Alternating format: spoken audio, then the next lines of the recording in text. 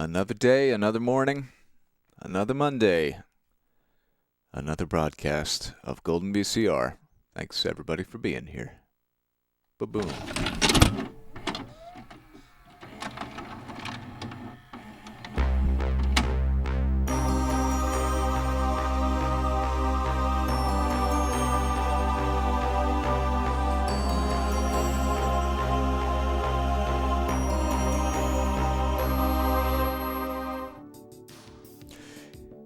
Whoa.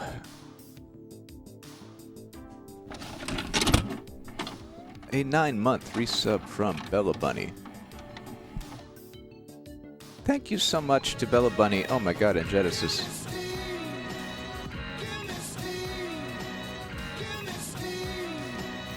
Resubbing for 6 months and 12 months respectively. That is very much appreciated. Oh my god. And 1,000 bits. From Green Day. Big news, I found a copy of Cuban drum set. Ooh. Afro-Cuban coordination for drums with Maria Martinez. Let's celebrate with some Brazilian drums. All right. We have so many Brazilian drum songs to choose from. Feel free to pick one. While I tell you all about some recent updates to goldenvcr.com, where you can find all the tapes.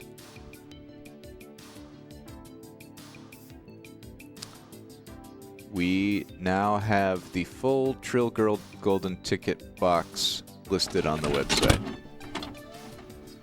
Hey, Sapphire Becca, thank you for gifting us up. To Melissa JP. We watched Toby and his video pals, Toby Terrier and Donut Man at the Zoo from the Trill Girl box in Broadcast 100. These are all the rest, so feel free to favorite them. It looks like Winnie the Pooh has 2 favorites. I've picked out a couple of these. We're going to start this morning with Richard Scarry's Best Busy People video ever.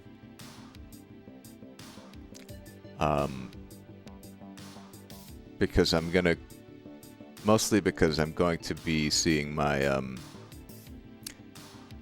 my siblings and my nephews soon, and my sister was like, please bring a lily worm tape video for your nephew to watch. He will be so excited because it's something I watched as a kid too. And I was like, that's not how VHS works. So I have to watch this and record it digitally in order to be able to take it to a place in 2024 where it can actually be watched. So we're going to start with this after some Brazilian drums to get us warmed up. And then I have chosen to tape a feature presentation. We will end the stream with All About Us from Peter Gabriel. And in between, we will let democracy decide. So let's begin our little stream today with a prayer to the Brazilian drum gods. The god of Brazilian drums, who is Marina Martinez. And that was going to be... which one? Let's see. Feel the Rain.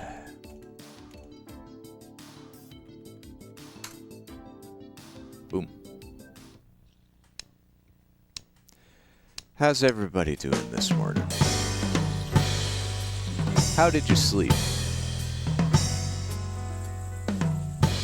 My sleep was a little wonky, but I'm here with you.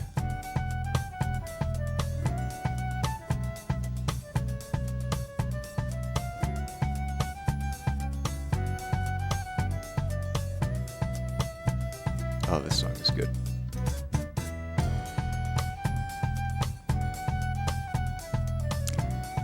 Yeah, so this tape has some songs from us, including the music video for Steam. The one I'm most excited about is Salisbury Hill, because I really like that song. It's not from us.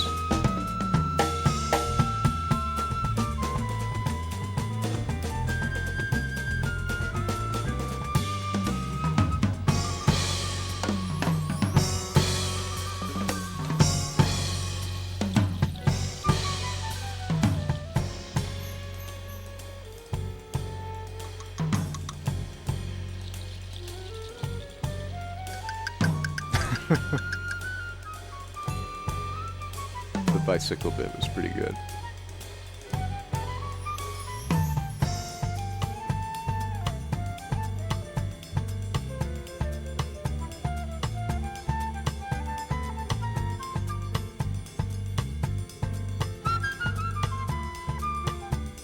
See, doesn't the guy on keys look like a very young Paul F. Tompkins?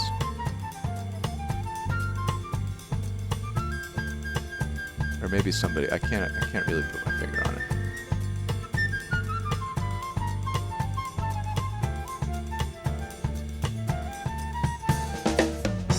Yeah, you don't want to be perfect. Trust me.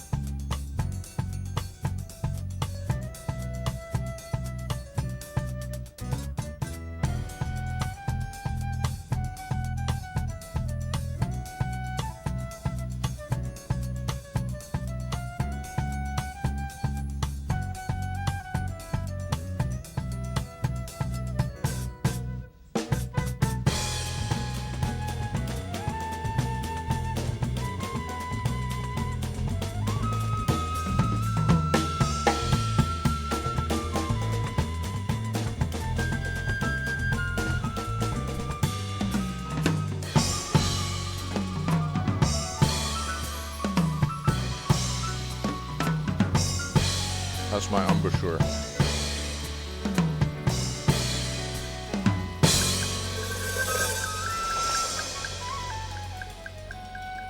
I assume I was doing that right, flautists. Yay, alright. Let's check out Richard Scarry's best busy people video ever. Join Hucklecat, Lowly Worm, and all the other delightful Richard Scarry characters in the Busytown Playground as they take turns answering every child's favorite question: what do you want to be when you grow up? Capitalism. Children will love learning all about the exciting jobs, from farmers and firefighters to teachers and truck drivers, that keep Busytown bustling every day. Charming, I suppose it is Busytown, that's the whole point of it. Charm is that everyone is occupied.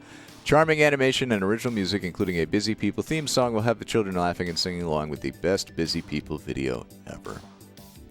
This is from 1993. Oh, and it was sent in by Trill Girl. Thank you, Trill.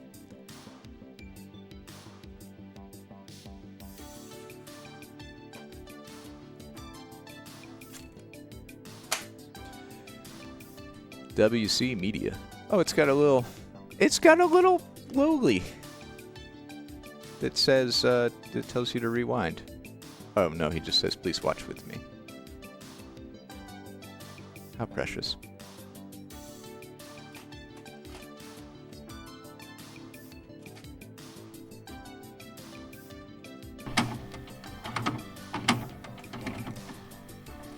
Welcome, Jay Lineback. Arriving in style, as usual.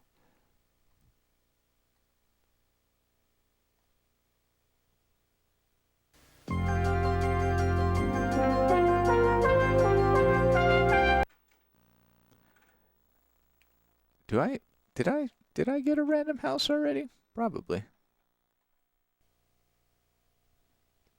Probably.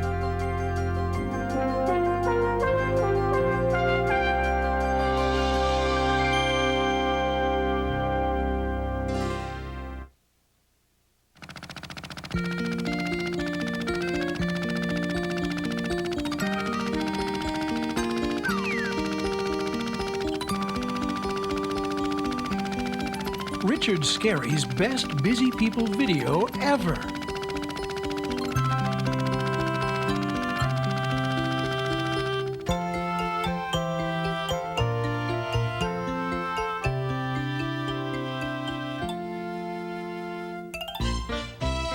Welcome to Busy Town, I just looked where at the shelf everyone is very behind busy. me.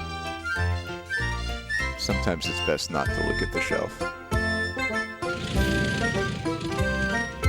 Busy people working hard all over town. Busy when the sun comes up, busy when the sun goes down. In bakeries or beauty shops, using hammers, using mops. At computers on the phone, they work together or alone. Busy people working hard all over town. Busy when the sun comes up, busy when the sun goes down. Washing windows, driving no. cars, photographing movie Activate. stars, teaching children, fixing shoes, making things we all can That use. shoemaker has seen some shit. Busy people working Aw, pharmacy hard all dog. over town. Busy So when diligent. the sun comes up, busy when the sun goes down. Dog tour. This is the Busy Town Schoolhouse. Miss Honey and her class have been busy all morning, talking about what people do all day. As you can see, there are a lot of different jobs that people do. Oh, it's time to go to the playground. There are 5 of them, in fact. While we're there, why don't you think about what you want to be when you grow up?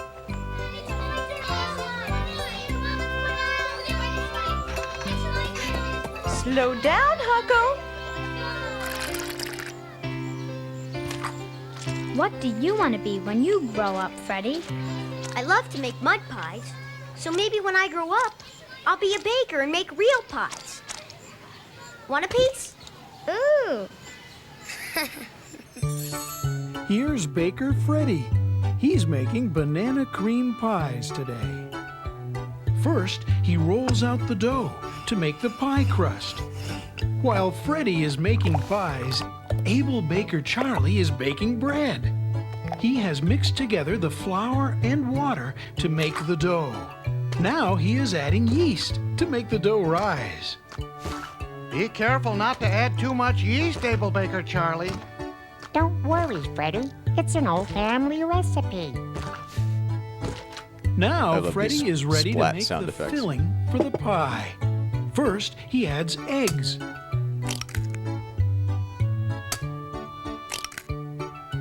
Then milk. Sugar.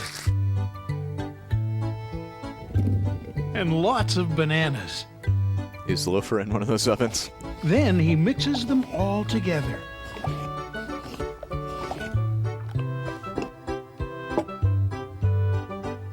Next, he pours the filling into the pie crust. Uh-oh. Able Baker Charlie, I think you put too much yeast in your bread dough again.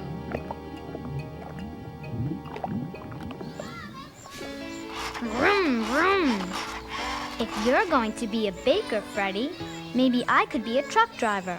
Then I could pick up your pies at the bakery and take them to the store in my truck. Beep, beep. Rhonda drives the truck that takes Baker Freddie's pies to all the different stores. You bake 'em, so we people take can 'em. buy them. I love how she has a business solely for delivering pies. Hi, Freddie. The pie economy in What Busy pies Town. do you have today? Banana It's big cream enough. pies. Support this entire dedicated trucking business. Bananas!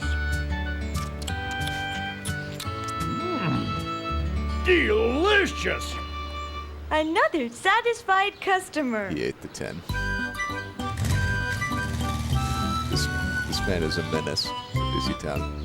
I pick up all the fresh baked pies and load my truck so carefully. Then I drive straight into town to make my first delivery. Busy people working hard all over town. Busy when the sun comes up, Oh, God. That's immaculate. You kill him, ma'am. We grill him. Wow! That's what I want to be when I grow up. A firefighter.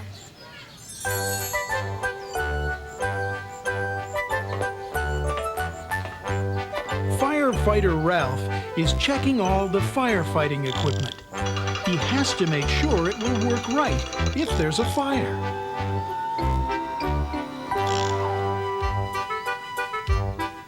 A firefighter must be sure to keep the engine shining bright, to check the hoses and the pumps and see that they are working right.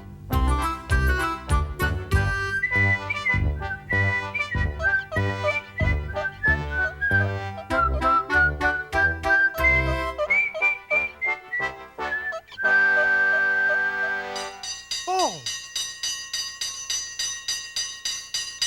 Yes? What's that? A fire at Freddy's Bakery? We'll be there on the double. The plot thickens. I like this interconnected story. Is it arson?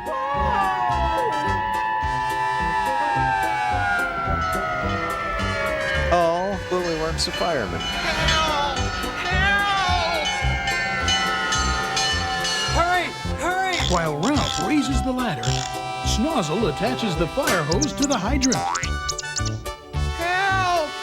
Help! Don't worry, Freddy. Here I come.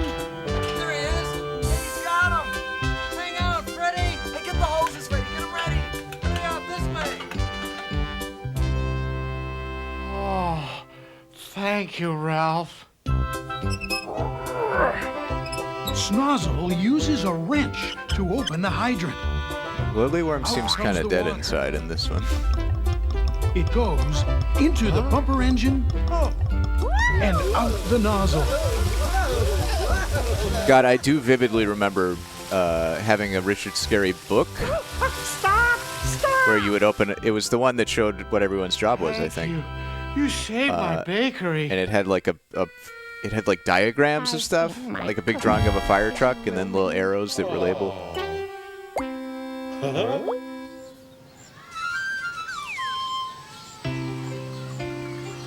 Is it lunchtime yet? I'm hungry. You're always hungry, Gary.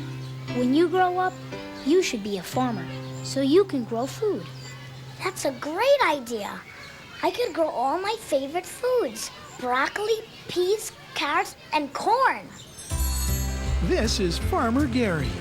Last summer, he planted a whole field of corn on his farm. He watered it.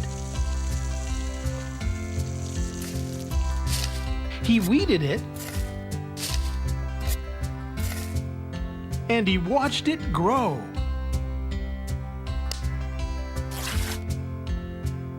I think my corn is ready to be picked. Why did he get a country accent by becoming a farmer? Farmer Gary grows a lot of corn. He didn't have that He accent eats some of before. it, but the rest he takes to the market, where other people can buy it. Farmer Gary grows the best corn in Busytown. Aw, shucks. Unfortunately, he can't pay the trucking business in town to move his corn to the market because they only deal in pies. What do you want to be when you grow up, Huckle? I'm going to be a grocer, just like my dad. Then I can sell the food you grow on your farm to all the people in Busytown. Grocer Huckle just got a delivery for his grocery store. Bye, Rhonda. See you tomorrow, Huckle. Oh, we're seeing the whole pie supply chain.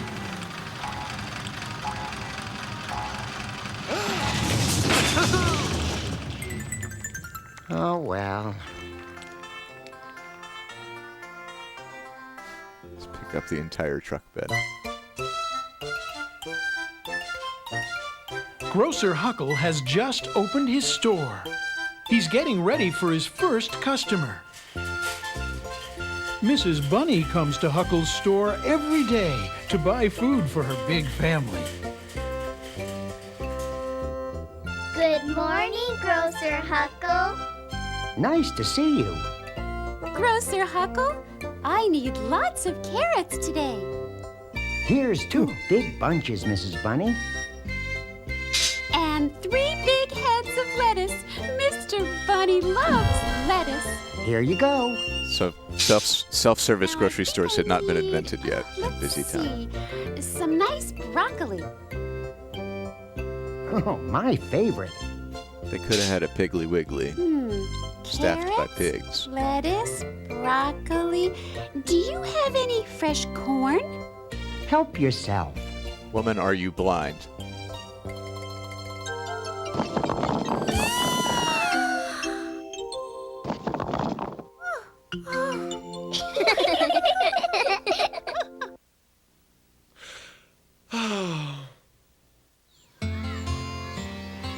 Just one more. There.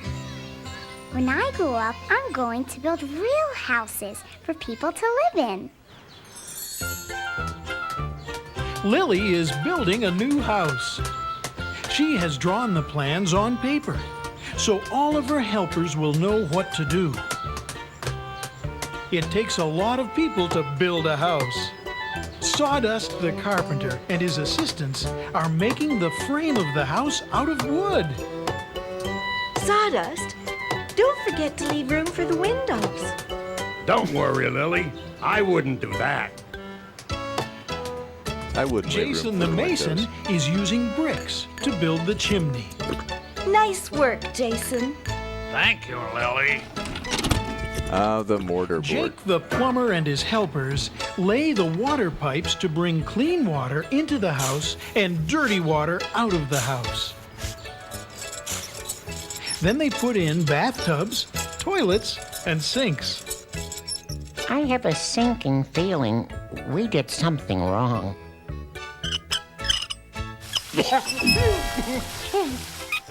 Angela, the electrician, is putting in the electric wires and switches for all the lights. Don't forget to put a light switch in the kitchen. Now that's a bright idea. Get it? These people have Drew never the heard of plans. drywaller puts up I like the how walls. I like how detailed this is. And Peter Painter paints them. Peter Painter picked some pails of purple paint to paint the parlor. How many pails of purple paint did Peter Painter pick? 1, Entirely too many. 3, Why are they all open? 5. Dripping on the floor. Pails of purple paint. Ouch! My knee! Watch where you put your paint, please, Peter. Sorry, Lily. What's the matter, Sally? My teddy fell down and hurt her leg. Maybe I can help. When I grow up, I'm going to be a real doctor, so I can make people feel better. Thank you, Dr. Lion. Dr. Larry Lyon has a very busy day today. There are lots of people waiting to see him. It looks like you fell in a pail of purple paint.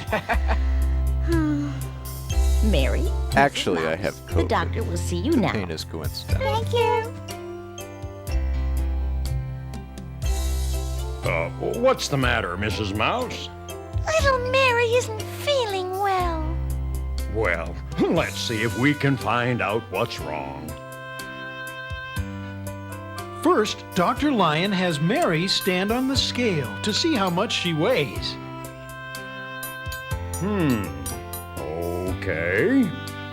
Now let's see how tall you are. Dr. Lion measures Mary against a chart on the wall. Okay.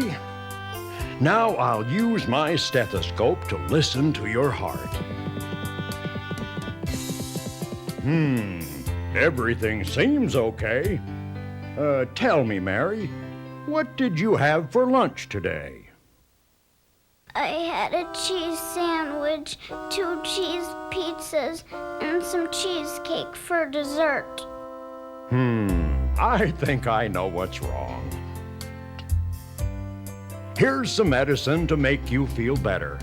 And take it easy on the cheese, please. Just chug the whole thing.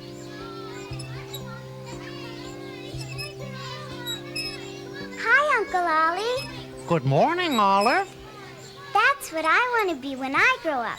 A mail carrier, just like my Uncle Ollie. The post office is a very busy place. Every time you mail a letter to Busytown, it goes here first. I love Lilyworm holding things.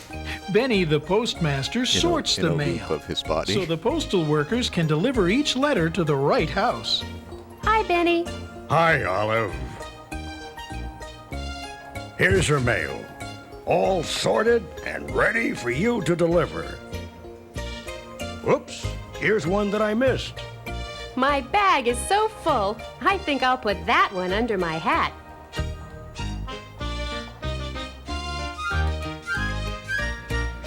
Busy people, working hard all over town. Busy when the sun comes up, busy when the sun goes down.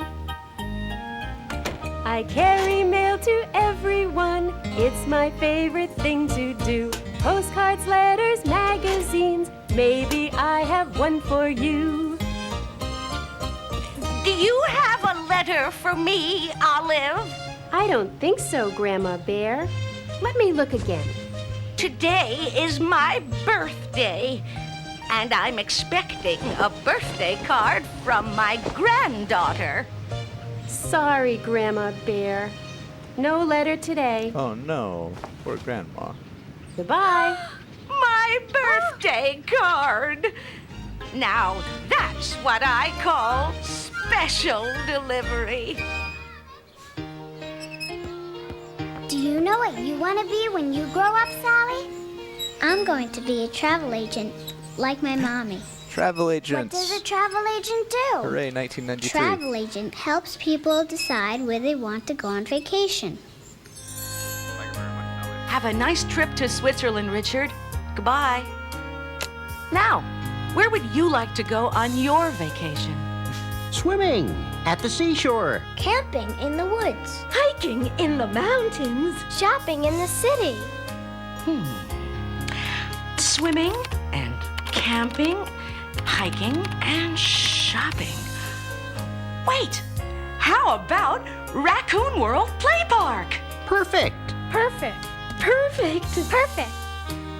Now, Wow. how would you like Talk to about racial profiling. By car. By boat. By train. By skateboard. How about by plane?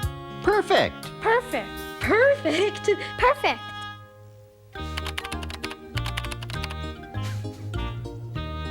If you would They always like bob to back and take a forth in trip unison when we go and to you the travel don't agent know as when a or family. where, call your travel agent up. I will help to get you there. Here are your tickets. I'll send you a bill. Have a wonderful time. Goodbye. Goodbye. Just Goodbye. print those out of a Goodbye. floppy drive. I wonder what kind of kickback she's I getting love from to Raccoon swing World Theme way Park. up high. So I want to be a pilot and fly a plane when I grow up. Hilda the pilot is about to fly her plane to a city far away from Busytown. I do appreciate female pilot representation in 1993. But first, all the passengers' luggage must be loaded onto the plane. Mechanics need to check to make sure Wait, her aunts? everything is working right. The baggage handlers. Good morning. I'm Hilda, your pilot. This is yet another one where they To Busy World didn't want to Airlines. pay Lilyworm's Hello. voice actor, I guess. Hello. Hello. Where's the bathroom? Hey, wait for me! Don't leave without me!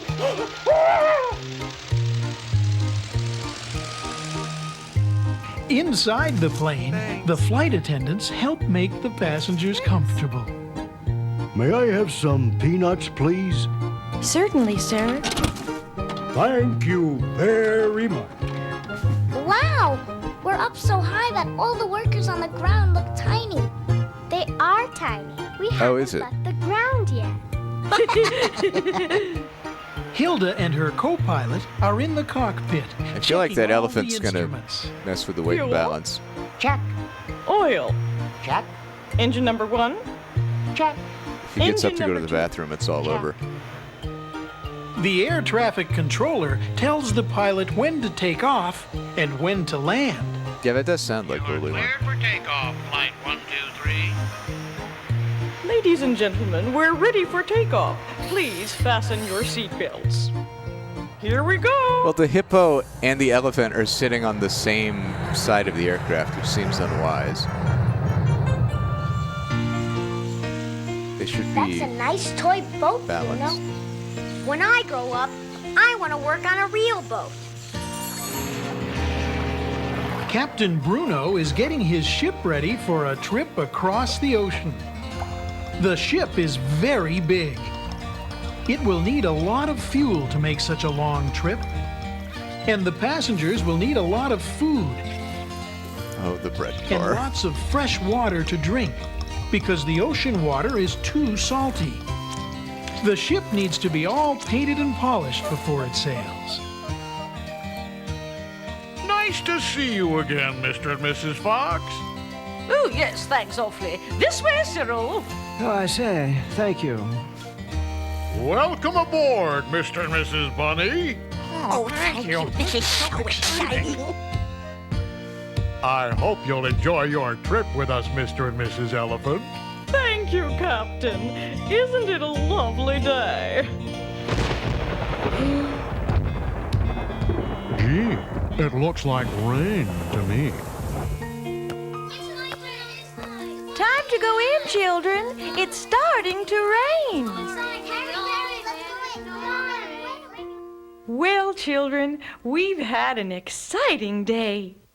It's fun to think about what you want to be when you grow up, because there are so many different things you can do. And if you try hard enough, you can be anything you want to be.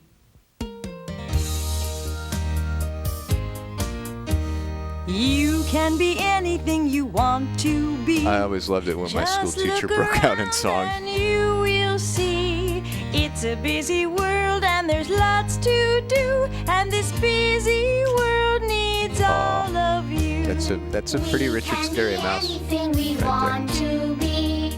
Just look around and you will see. It's a busy world and there's lots to do, and this busy world needs me and you.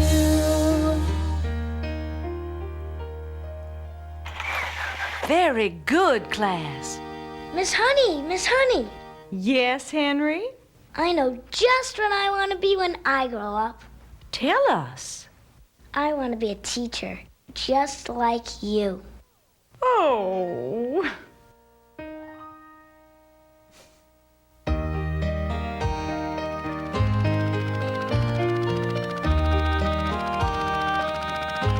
The end. Aw.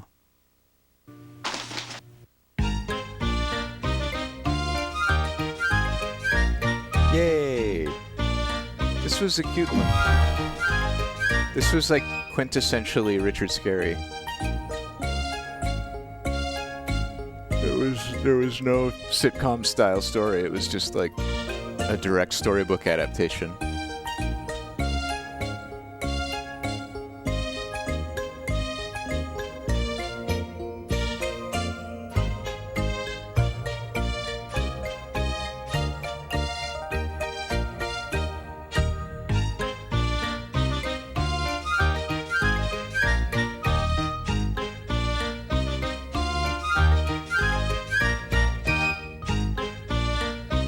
Jumbo Pictures.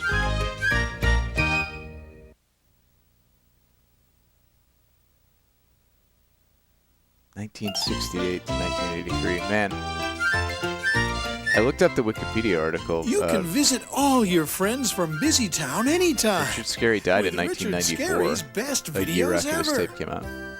In Richard Scarry's best ABC video ever, Huckle and his friends are having a special day at school. Now, is everyone ready for Alphabet Day? Yes, Miss Honey. Today, we're going to learn the whole alphabet from A to Z. We haven't seen any. We haven't run across any Richard Scarry tapes that are this old. But I like the more rustic animation style. W, X, Y, and Z. Now I've sung my ABCs. Next time, won't you sing with me? Random. That was very good, Callanetics. children. You all sing beautifully. In Richard Scarry's best counting video Let's ever, do another random. it's Lily Bunny's counting day. Come along and count with me. Cajun Dancing Volume 2. Another random. Take a walk and count the things we pass along the way. Alan and Naomi from Feature Films for Families. 1, 2, 3. Won't you come and count? That's Christmas. Lily counts all the way from 1 Me. There's only one of me. I am 1. to 20. 20 carrots. I did it. I counted all the way to 20. We knew you could do it. In Richard Scarry's best busy people video ever, Miss Honey and her class are learning about what people do each day. As you can see, there are a lot of different jobs that people do. Oh, it's time to go to the playground. Wow. That's what I want to be when I grow Oh, up. I can allow Firefighter. votes with channel points? Hey guys, how many channel points do you have? Firefighter Ralph what's is checking reasonable all the number? firefighting equipment. He has to make sure it will work right if there's a fire. Jesus. All right, you can. Busy people working hard all over town. Busy when the I'm gonna try this out. sun goes down. In Richard Scarry's best learning songs That's video fine. I'm ever, gonna say 1,000 points Huckle for a and his vote. friends are putting on a show in his This is a backyard. 3-minute poll. Decide between these 5 tapes for what you want to see Here's your next. ticket. Thank you, Huckle. Callanetics is fitness. They're Alan and singing Naomi is songs feature films about for families. Legend of Hoover Canyon is also a All around, movie. so many shapes in busy town. If we look, then we can find lots of shapes of every kind. Letters. A is for apple, B is for bed, C is a crown that you wear. Oh, it looks like Animal Antics is. Oh my God, so many votes! Everybody's dumping their channel points. 3. I love it. 4 white clouds go drifting. Oh, Callanetics. Ooh, Callanetics is 4. boosted to the lead. Much more. Singing and dancing and laughing and growing. We put on a show and have lots of fun.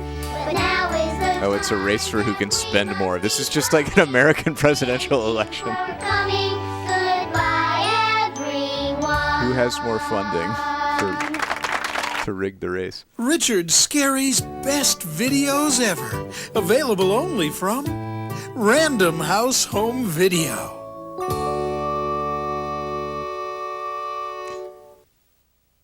All right, well that was the promo segment. God, this makes polls far more exciting, and also it's a great way for people to get rid of their channel points.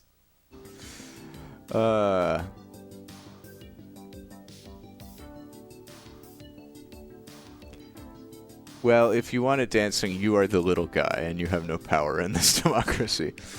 Oh man. Oh, this is intense. If it ties between Callanetics and Animal Antics, we're watching Cajun Dancing.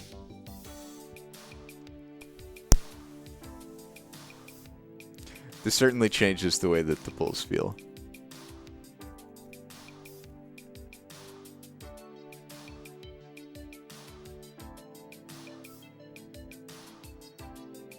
Well, Callanetics is a workout tape featuring Callan Pinckney. It looks very, very 80s.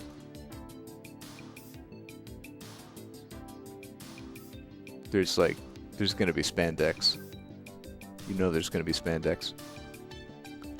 We do. We have a few Callanetics, I think. But it looks like Animal Antics Summer is the winner of this poll.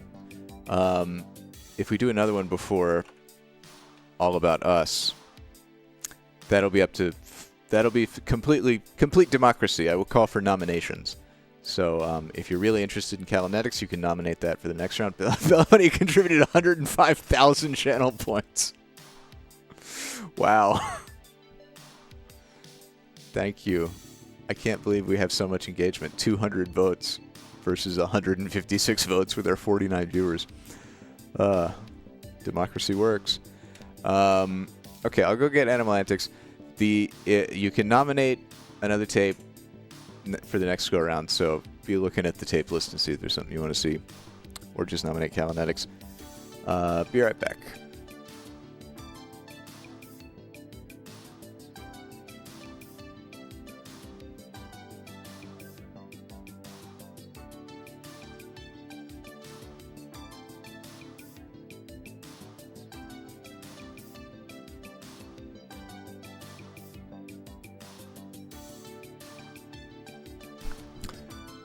Our winner with 200 votes is Animal Antics Summer. Didn't we have Animal Antics Spring? Oh, yeah, because it's that. Antics. We watched Animal Antics Spring in Broadcast 77. Today, we'll be watching from the same year, Animal Antics Summer. Let's clear the tape and make sure that we know what we're getting into. The days are hotter and brighter than ever, don't we all know it? Too dang hot, I tell ya.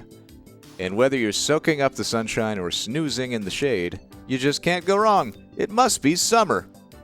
Okay. And if you watch carefully and listen closely, you'll find that every animal living in and around the old schoolhouse has its very own tale to tell. Is this not kind? Oh, shit. Thank you.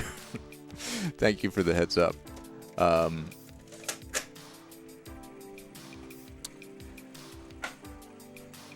that's a frightening sound. The garden is alive with baby animals. Socks the puppy is feeling playful. But in the summer heat, he's having a hard time finding a friend. All the rabbits want to do is go underground where it's cool, and the pigeons are too busy sunbathing to play with the spirited pup. Meanwhile, the kittens are taking their... I'm really concerned about how loud this is.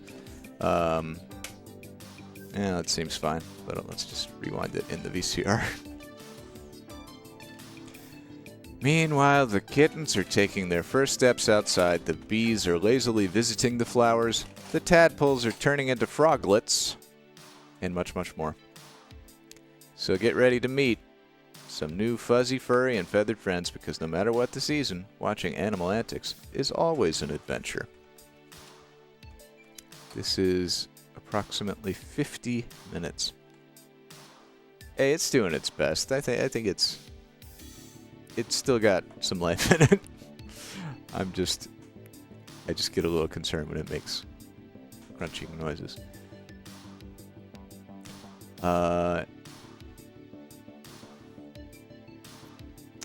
Let's see here.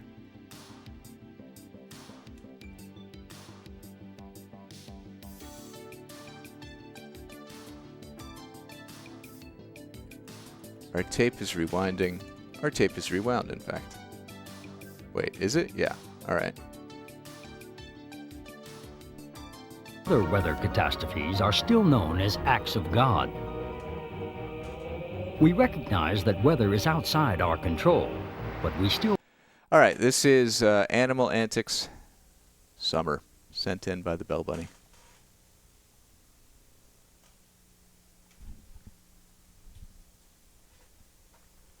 If I remember right, this is one of those animal footage with cutesy voices dubbed over kind of deals.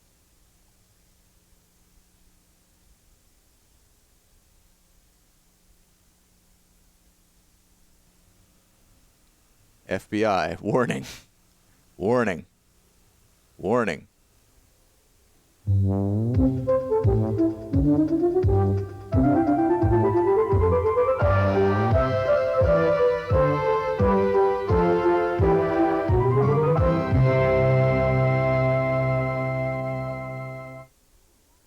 I'm Noel. You're gonna love this Just for Kids video. If you're having a little trouble with the picture on the TV now, maybe you just need to adjust the tracking on your VCR. That's the little switcher button just at the bottom of your tape player. If you need help, just call Mom or Dad or Big Brother or Big Sister. They'll help you. See you soon and enjoy the show. I think we had that in the last tape in the series, but I really do love it. Deep in the country is an old schoolhouse. I think the tracking is going to But get this better. is no ordinary school. This is home to dozens of animals. And these are the antics they get up to and the tales they have to tell.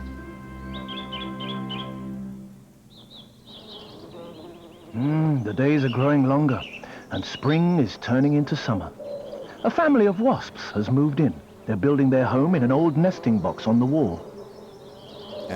You can only ask someone older than you for help. I think Haley is a few months younger than me. It's going to be a hot day and Socks the puppy is already feeling playful. The pigeons are settling down to a nice spot of sunbathing on the roof. Bit of sunshine, can't beat it. Oh yeah, they have English accents. Socks is looking for someone to play with. First, she tries the rabbits. Oh, puppy. I'm gonna stay with this for a minute to make sure the tracking is okay. Do you want to come and play with me? What, now? Want to come and play with me? Running around? Yeah, we're going underground where it's cooler. What are these? So, the what puppy are these wanders Yorkshire over to the vole family. rabbits doing? Oh, I was right. It is Yorkshire. Us play? Oh no, it's far too hot for us to be out. And besides, it's not safe. Come on, I credit. don't dawdle. I've listened to a lot of the Watersons. Those bushes. But the That's cat how I won't can try confidently anything identify a while Socks is Yorkshire around. accent. The puppy tries to tempt the pigeons into a game. Come down and play catch. Well, we would see. But we're all catching the sun, know what I mean? Mom, I'm bored. Will you come and play with me? Not now, dear. Just sit in the shade and cool down. The snail's got the right idea and makes for a shady flower pot. But I don't want to sit down. Amongst the ragwort, the cinnabar moth is keeping an eye on her caterpillars.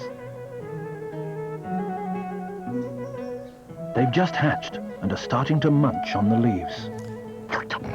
We're far too... I'm just gonna see if this does any better with reset automatic tracking.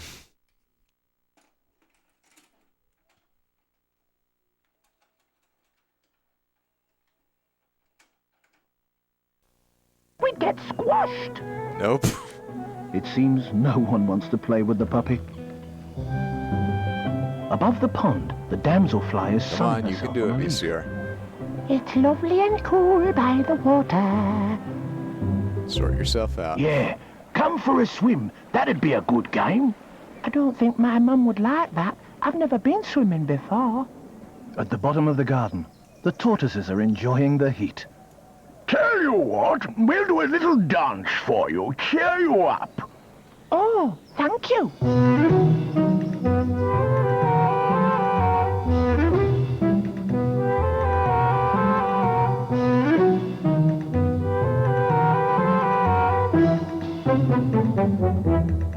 Aw, buddy.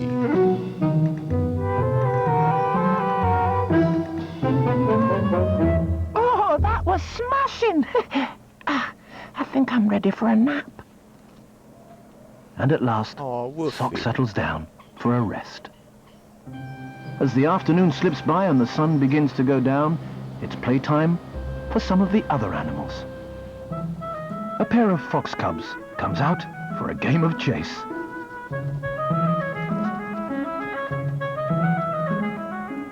Just you stay over there while I have my supper.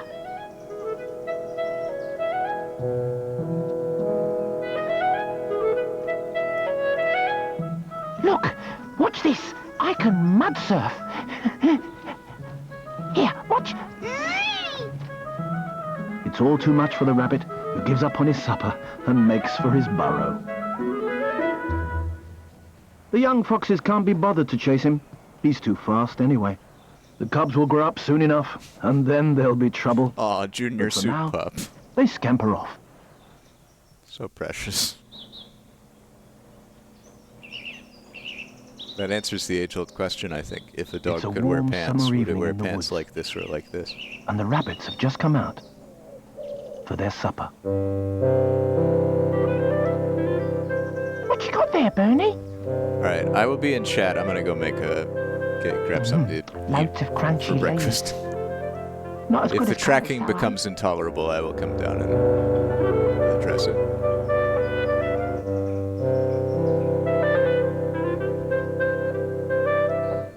Meanwhile, Flora the hen is gathering up her chicks. Come on, you lot. Time to go inside. Oh, just a bit longer, Mum. No, I said bedtime now, and I mean it. It's far too late for little chicks to be out. Oh, all right, Mum. Victor the vole is just finishing off his dinner of sunflower seeds, while Sally the squirrel is on her way home for the night. Come on, Victor. The woods are dangerous for voles at night. Isn't it time you went in? I'll be there in just a tick.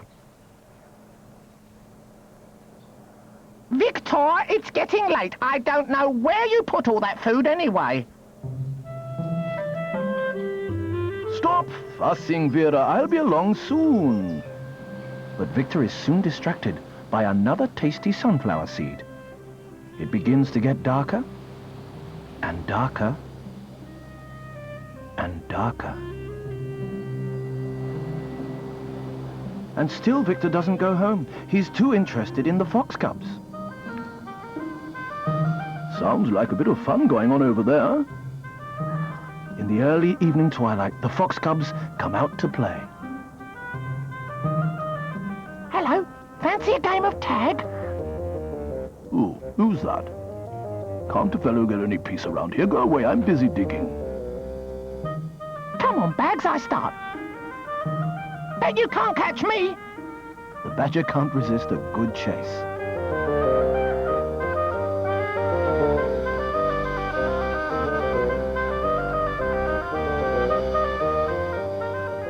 That looks like fun. I wonder if they'd let me play. Oh, who's making all that noise?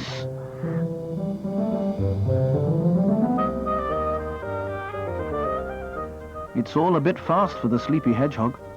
Slow down, you're making me dizzy.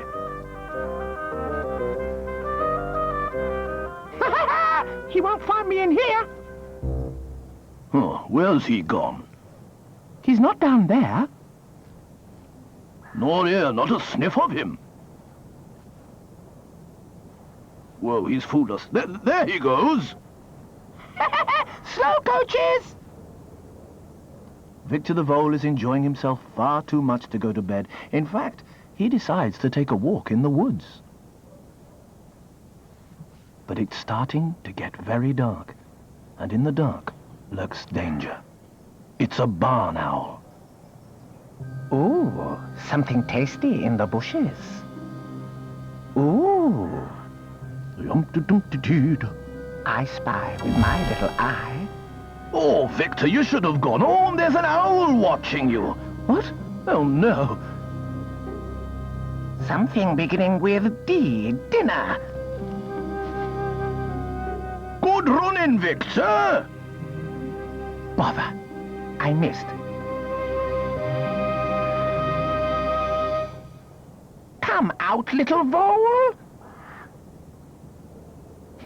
You won't get another chance. Neither will you if you stay out late again. Small animals with no prickles to protect them should be more careful.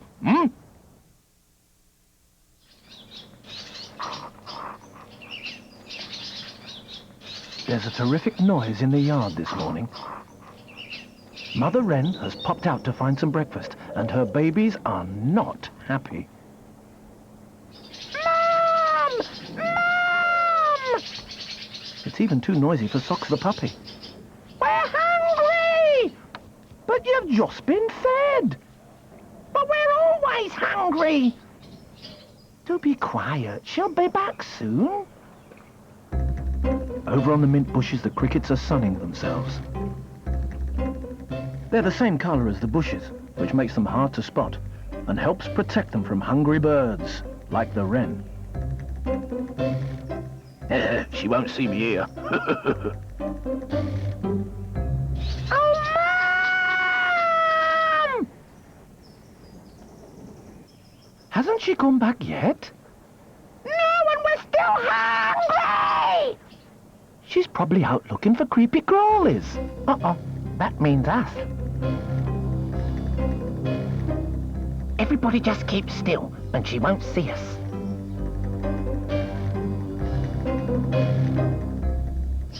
Mom! Oh, okay. You win. I'll go and see if I can get some help.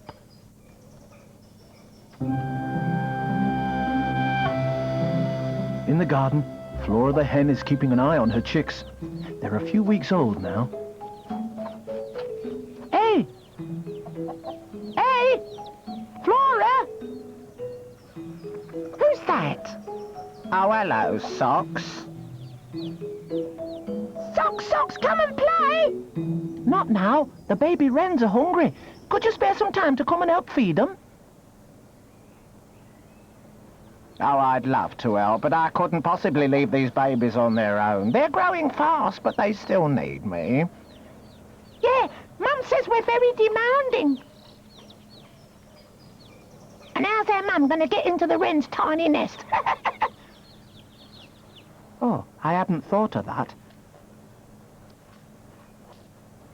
Sorry, dear, you'll have to ask someone else. Boy, Mum, watch out, you just kicked me.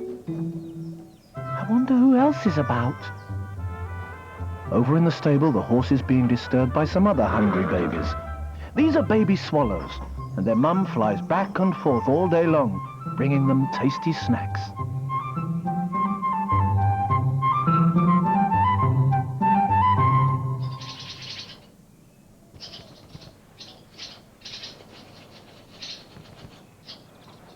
What a noise! But she's just the one I need to help me. Excuse me, have you got a moment to help feed the wrens? You're joking. It's a full-time job catching insects to keep this lot happy. It quite wears me out. Oi, let go of my wing! The puppy heads back to the yard, wondering who she can ask next. But luckily, there's a surprise waiting for her when she gets back. The mother wren has returned home before her. Mom! Oh, what a day. It took me ages to find this. Oh, you're back! What a relief! All the insects were hiding and I didn't dare come back empty-handed. The babies would never have forgiven me. Oh, well, at least I can stop worrying about them now. Yes, thank you for your help, Socks. And she carries on hurrying backwards and forwards, bringing food for the hungry youngsters. Fancy making such a fuss. You know, I'd never forget about you. And the babies cheep louder than ever. Mom, can I have a drink of water?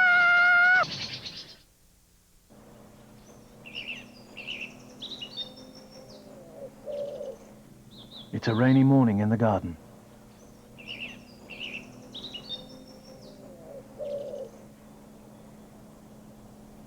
Down amongst the plant pots, the snails are stirring. They come out from their hiding places, one by one. Colin, I'm tired of seeing these old plant pots every day. Whatever do you mean, Arthur? Well, look at that big wide world out there. I want to see it. And he sets off down to the bottom of the garden to explore.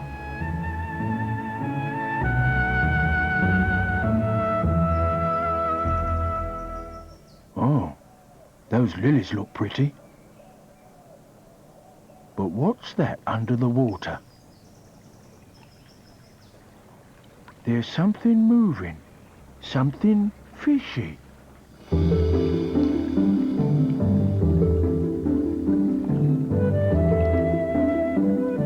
pond skater solves the mystery. That's called a carp, Arthur. That's us, Celia and Cecil Carp. We were just waiting for the rain to stop before we came out. You see, the raindrops make the surface of the pond all bubbly, and we can't get at the food. And now, I'm starving. Cecil, it's rude to talk with your mouth full, dear. Where are you off to, then? I'm bored with the sight of all those old plant pots. I'm exploring. Oh, mind how you go. Bye-bye. And Arthur the snail continues his journey. As the summer sun comes out again, the other garden creatures begin to appear. Bzz, bzz. Come on, you bees. Back to work now. It's stopped raining. Got to make honey. Bzz, bzz. Honey? I've never tried honey. It sounds delicious. Oh, it won't be ready until the autumn. Bzz, and I don't think there'll be any spare. It's got to feed us all through the winter. Bzz, and there are hundreds of us. Oh, well, you'd better carry on then. And Arthur goes on his way. He slithers further and further away from the plant pots until he finds himself in a part of the garden he doesn't recognize. What's all that up there? It's a pile of peanuts, and it's mine. Sally the squirrel helps herself quick before the birds notice anyone's eating their dinner. Meanwhile, back by the plant pots, Colin is looking for his friend. Anyone seen Arthur? I think he left a trail going that way, says a helpful slug. I'd better go and find him before he gets into trouble. Sally is keeping an eye on the birds. I hope that snail stays hidden. Snails, wow! Snails are the thrush's favourite food. Colin has followed Arthur's trail onto the lawn. He climbs onto a stone to get a better view. Arthur, where are you? Over here in the bushes. What are you doing there? Hiding. Get off the lawn, Colin. It's dangerous. Why? The birds. What birds? But there's nothing the animals can do. The jay has spotted the snail. Quick as a flash, he scoops him up in his beak. Oh, I could see that was going to happen. I'm sorry, but I've got to eat too, you know. The jay is right, of course. Every creature in the garden has to eat to survive.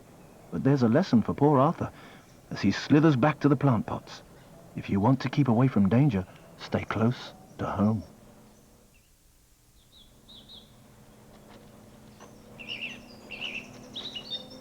It's early morning. The sun's not up yet, and the badgers are making their way home after a long night. Oh, I'm tired. I told you we shouldn't go looking for frogs. It was a very silly idea. Well, how was I to know they were all in the pond? The hedgehog is also looking forward to sleeping after a night's hunting. Oh, this step's a bit steep. Ooh, can't quite make it. I think I'll go round the other way. The pigeons are dozing as the sun comes up. And down by the bird bath, the young blue tits have begun to stir. Is it safe to come out? I think so. I can't see the cat. It's okay. She's still asleep. Bianca's kittens have been keeping her awake all night, and now she's trying to get some sleep. Right, let's have some peanuts while no one is around. Bit high up, aren't they? It's easy. I've seen Mum do it. You just jump on, like this. Oh, be careful. And grab hold. Oh. Huh, easy, is it? Well, maybe it's not that easy, but there's a lot of food down here instead. Right. Let me have a go. Oops. You babies be careful. It takes practice to hang on to that thing, I know. I've never managed it. The nuthatch shows them all how it's done. My turn. Oops. I'll never get it right. Look, it's all a question of balance. Listen to that, Trev. He's such a know-all. Okay, I've got my balance now, what? Hold on, hold on. I can't hold on much longer. Now eat! Oh. One by one, the blue tits and great tits practice their landing skills.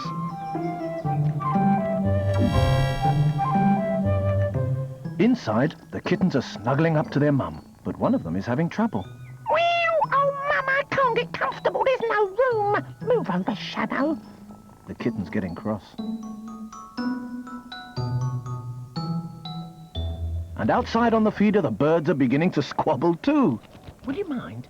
Do you mind? Now, please, I'm very hungry. If I can just... Oh, don't mind. You put your foot in my eye. He's got his foot. Now you've woken me up. Now I can't get in. He's got his foot in my ear. Quiet.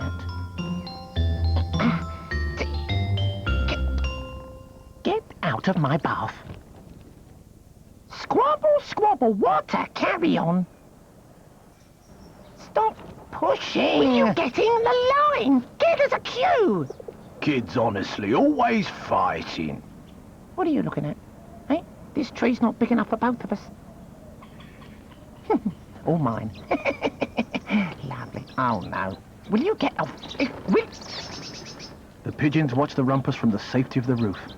Any minute now, the cat's going to come out, and then the baby birds will have to make a dash for it. Now, if you're done to settle down, I'm going out for a walk.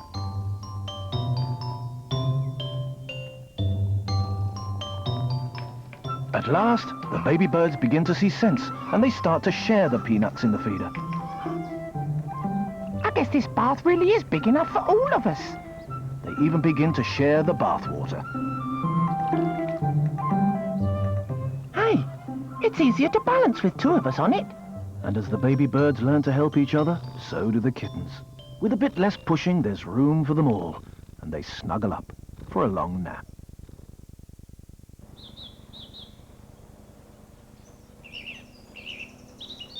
It's a beautiful summer's day in the garden. The bees are lazily visiting the flowers. And the mice have grabbed their chance of a snack from the feeder. Oh, I don't know. Just when I was going to have my breakfast, those pesky mice get there first. It's not fair. A terrible noise suddenly makes everyone jump. What on earth is that? Oh, it's probably just the cows next door.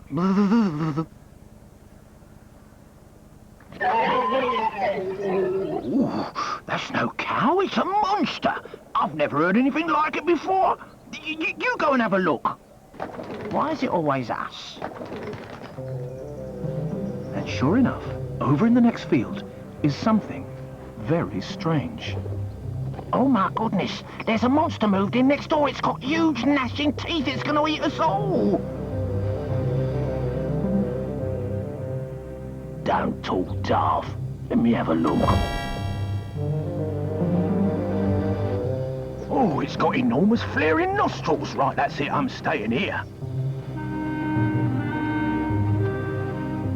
What's the problem? Oh, I think that's the problem. Oh, what's that? If I'm not much mistaken, it's our new neighbour. I'm going to get a better look. Oh, I'm not sure what it is, but I don't like it. Let me see. Blimey, it's a wild beast. Does it eat rabbits? Dunno, but I'm not hanging around to find out. Come on, girls. The rabbits bolt into their holes, and the hedgehog hurries away too. Only the puppy is feeling brave. Has it gone yet? No, but it's asleep. Help, you! Hey! You keep away, you big beast! What? Oh, I didn't mean it, mister. Oh, did somebody say something? Oh, help. He's bigger than I thought. Could have sworn I heard somebody calling.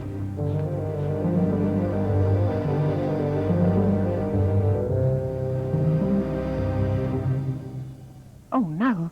There's a pink one, too. Hello, my dearie.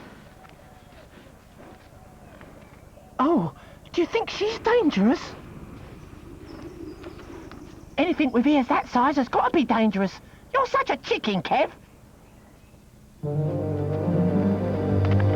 Oh, blimey. Oh, wait for me, Kev! Minnie, come and play tag with me. Not now, dear. I should be resting. Don't forget I'm expecting babbies. I say, are those the new neighbors? Yes, everyone seems to be scared of them. I'm sure they're not as bad as they look. I'm going to introduce myself properly. They're probably charming when you get to know them. Just a bit on the large side. I say! Cooey!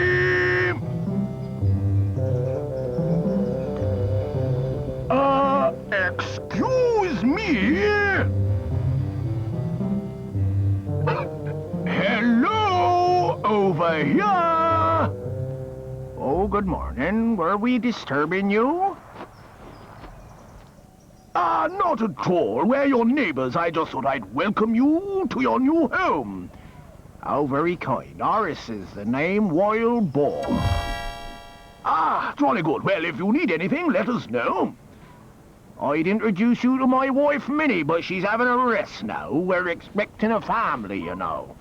The tortoise discovers that the wild boar isn't very beastly after all, and he goes back to the garden to tell the others. Charming couple, it just goes to show appearances can be very deceptive.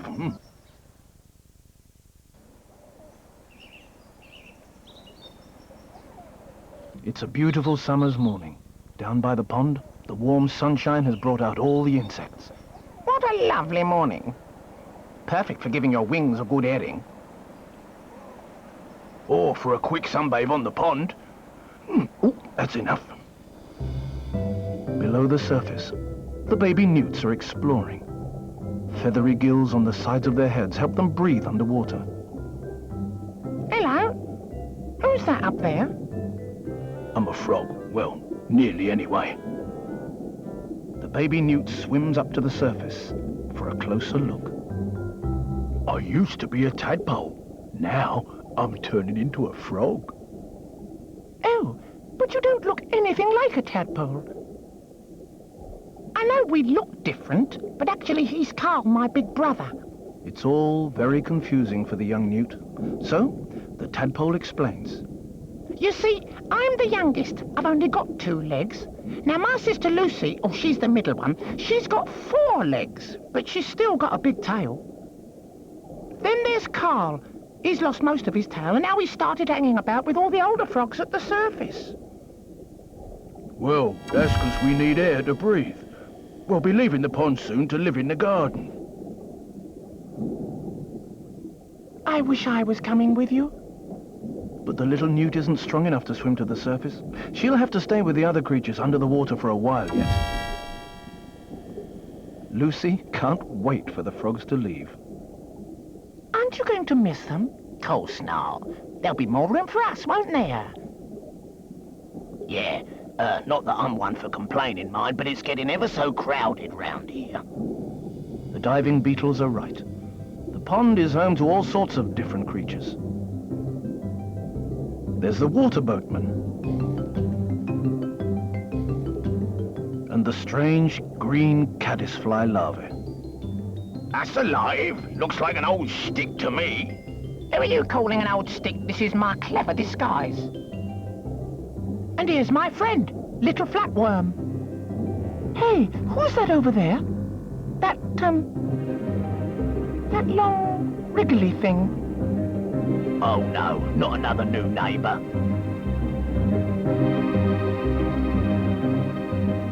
I don't like the look of him. Snake! Help, quick, let me get past! I said let me out of here! Everyone dives for the weeds, but the creatures needn't worry. It's not a snake, but a leech. We're no trouble. We're a bit like worms, except we live in the water. Worms? Oh, I don't mind worms. We'll stay very quietly on the bottom of the pond here.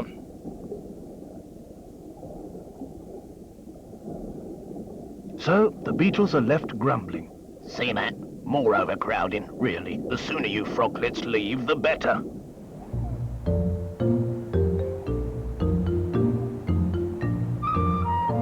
On the surface of the pond, the bright red dragonflies gather in the warm sunshine. The smaller blue damselflies enjoy the heat too. It's still the mating season for these insects.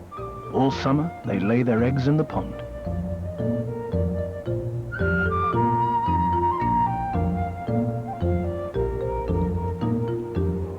When they hatch, the babies will grow up under the water until they're old enough to leave. The pond will be an even busier place to live.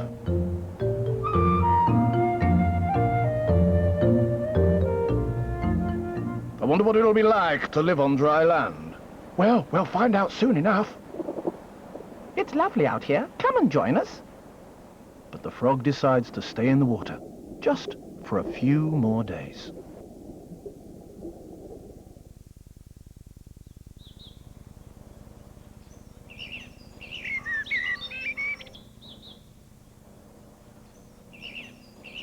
Over by the bird feeder, trouble is brewing. A hungry greenfinch has turned up and is determined to spoil the blue tit's breakfast. I'm having those peanuts. But what about us? Go and find your own. That's not fair! That's just too bad. I'm bigger than you, and besides, I'm starving.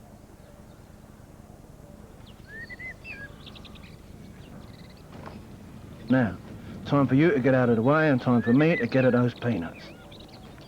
Hey, ow! No! You big bully! Who does he think he is? And stay over there till I've finished. And Mum always said it's not polite to push.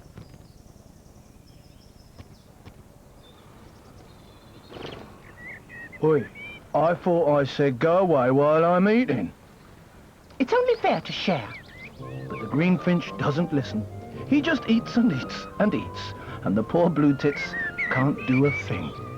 Aren't you full yet? Seamus the cat listens to the commotion. He's heading for trouble, mark my words.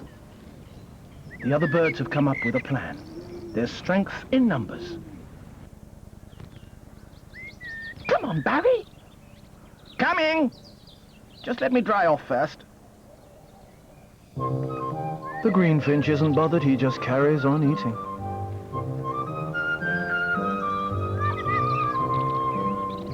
Meanwhile, the blue tits are beginning to gather round the feeder. Okay, let's push him off. You coming, Gary? Yep, right here.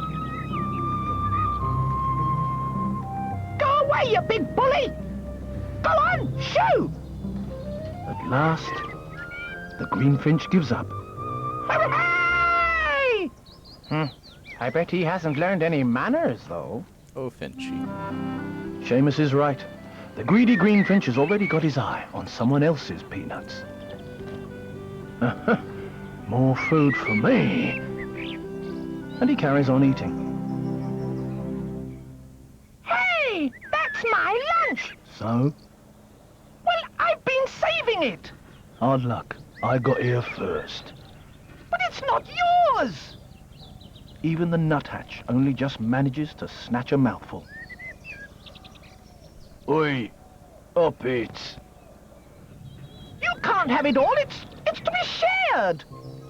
But the greenfinch has no intention of sharing with anyone. High up in the trees, the magpies are watching. They call down to the jay on the lawn. If anyone can scare him off, it'll be the big jays. They're more than a match for the greenfinch.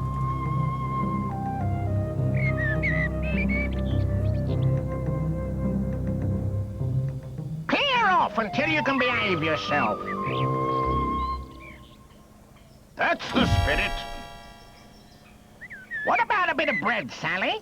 Call it a reward. Oh, now where did that go? Hey, that's my lunch you're throwing away.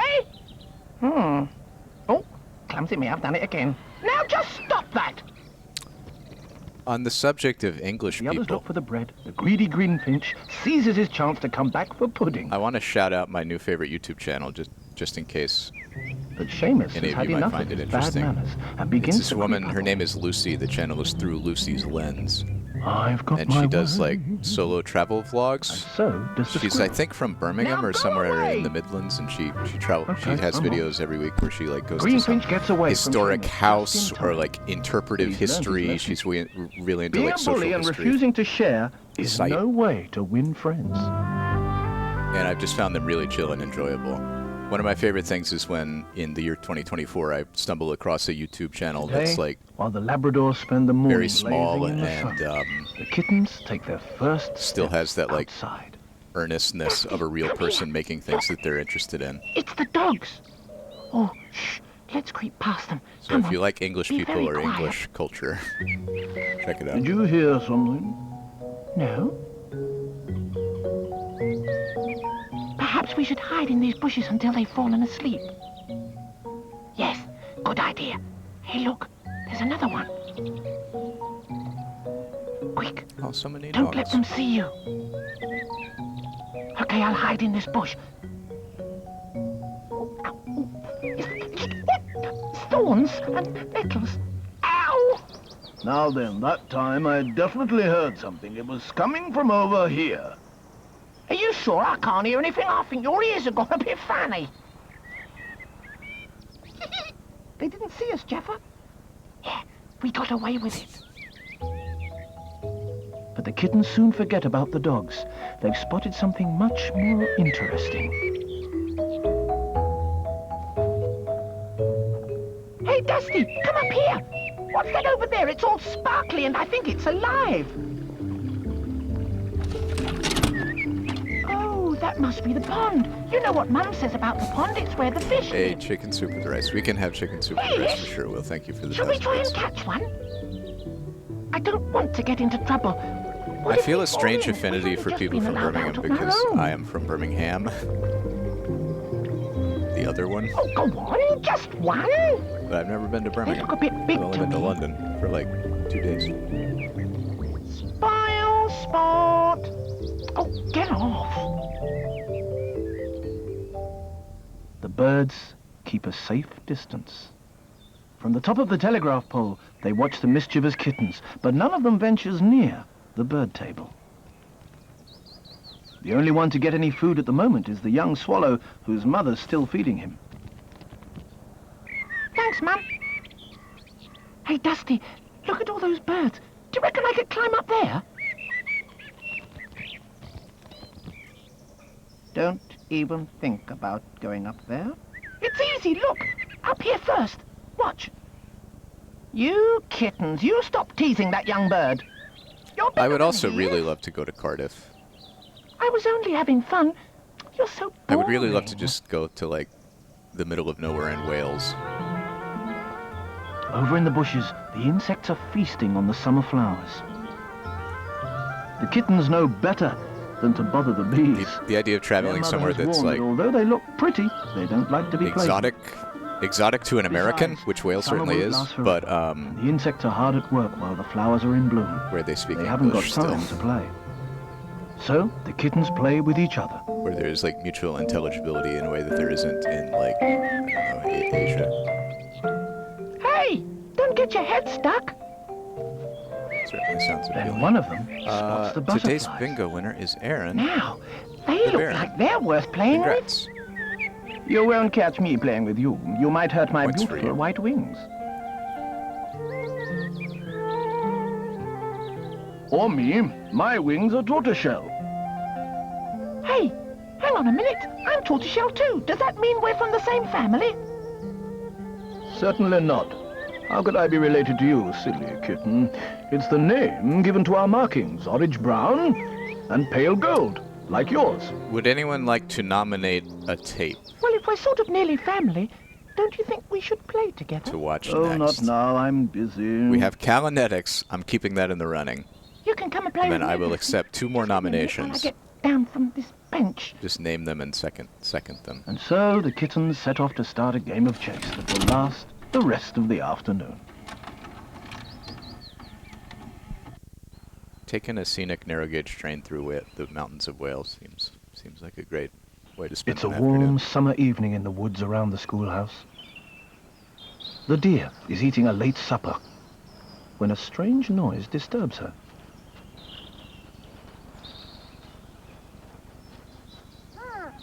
$3.85. All right. What is $3.85? The baby ferrets are wide awake, although it's well past their bedtime. World War II documentary. Okay. Goodness me, what a You're din. welcome to You're going to keep Polynesia. everyone up. Isn't it time you went to sleep? But the baby ferrets aren't listening. They're a few weeks old now, and all they're interested in is making the loudest noise they can. 164 is great moments in basketball, which I think the squawking has wakes mold up the on it, fox cubs. actually. So I don't think we can do that one. Where am I? What time is it? What's all that noise?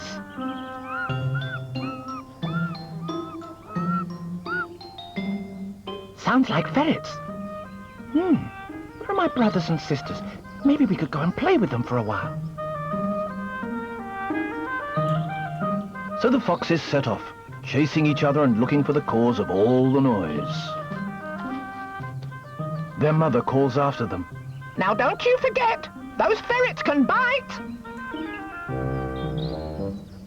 Spike the hedgehog begins to stir too. He likes to hunt at night.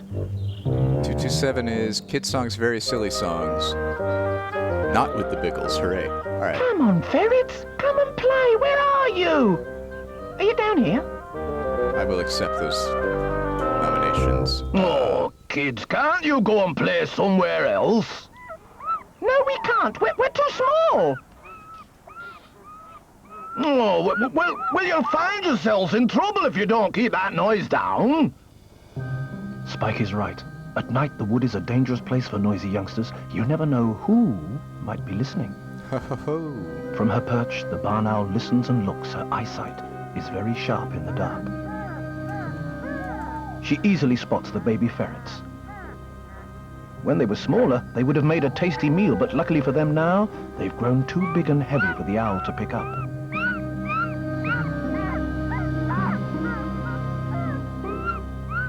Shame. Too large for my claws. Oh, but what's that over there? She spots a small shrew moving in the leaves and swoops down to catch it. Shush, everyone! Come on now, guys, heads down! Okay, I'll do a wisely poll decide to settle down. between these 3 You never tapes know, that we the have owl might nominated. change her mind and come for them after all. I will still baby allow ferrets channel are asleep, points to be used, but but there are I'm many animals who are increasing very the active at cost night. tenfold. So it is The now gnats 10,000 come to channel dance points for an around the additional night vote. light in the yard. Moths too are attracted by the light and move towards it. And so is the cockchafer beetle, who likes to stretch his legs on warm summer nights. I'm sorry, the cockchafer beetle? That is what it's called. Down in the grass, Spike the hedgehog settles down to give himself a good clean. Oh, that's better. Helps keep the fleas off, you know. There we are. Now, what's that down there? He's seen a moth in the grass. All that washing's made me a bit peckish. Quickly now, I wonder if I can catch it. And Spike waddles off up the garden in pursuit of his dinner. There's just time for one last bout of wrestling before Mother Fox calls in her youngsters. Okay, time for bed. You can carry on your game tomorrow. Come on, I'll race you home. Ooh, it's looking very close. Thank you, Derek Griffiths. Oh, we got got a Nigel in there. If you meet a Nigel, 100% he's English. If you meet a Simon, like 90% chance he's English. Hooray.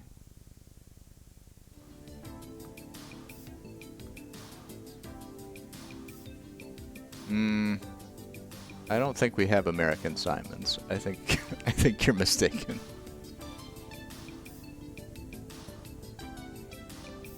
That was Animal Antics Summer. Our poll is rapidly reaching a sterling conclusion here. The tape was 42 minutes long, which is less than 50. It looks like Kidsongs, Very Silly Songs may very well be our next tape. Just a minute to go. Let's get our chicken soup with rice while I fetch that tape. And also, since we won't be here at the end of the week, I will be off for a week visiting family. Let's go ahead and wish Haley92 a very happy and safe 72nd birthday.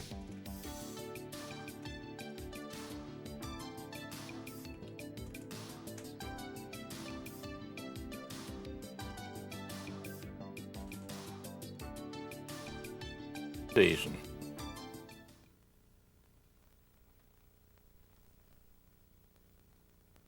As people get older, they tend to become more concerned about safety.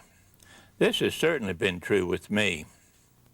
And since I have already had my 72nd birthday, I am far more concerned about safety than most people. Happy 72nd. Alrighty then. Let's... Oh my god. Ooh, the rice pilaf is very nice. The cherry on top of the rice. Beautiful. It's time for... It's sure been a while, hasn't it? A very special, very silly kids songs.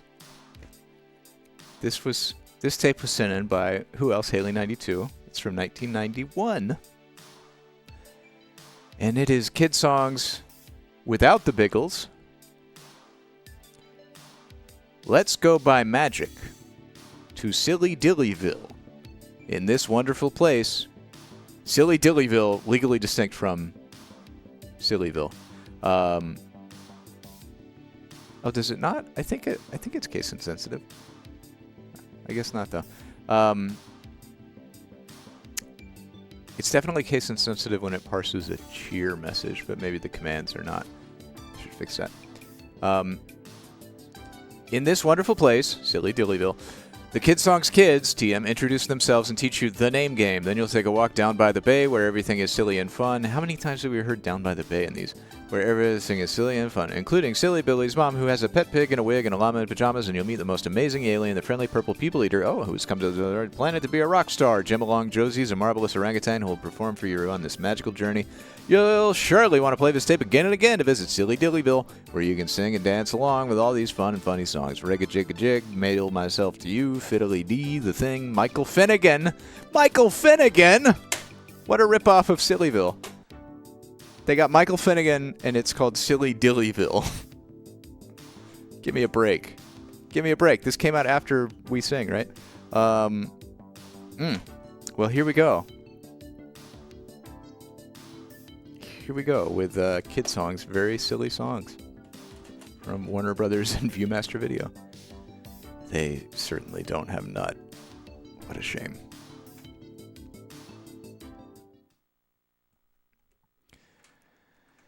And away we go. I think.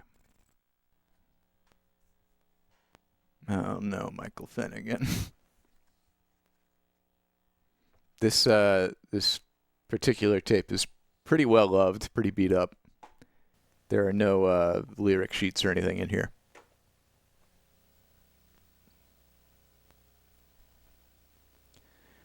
Ba ba ba. Viewmaster Video, a leader in children's entertainment. and Warner Brothers Records, a pioneer in the music video industry, present a Together Again video production of Kidsongs.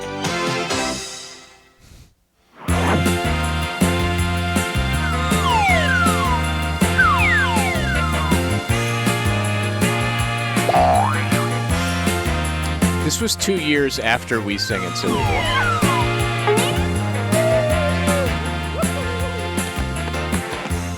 Hi, kids! Let's see if they solve racism. I'm Silly Willy. And I'm Silly Jilly. Welcome to Silly Dillyville. Wow, this place is radical. You haven't seen anything yet, dude.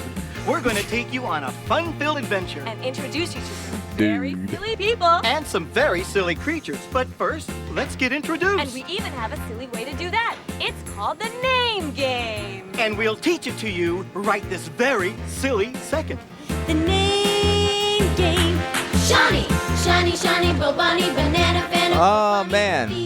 Momani, Shiny. Katie.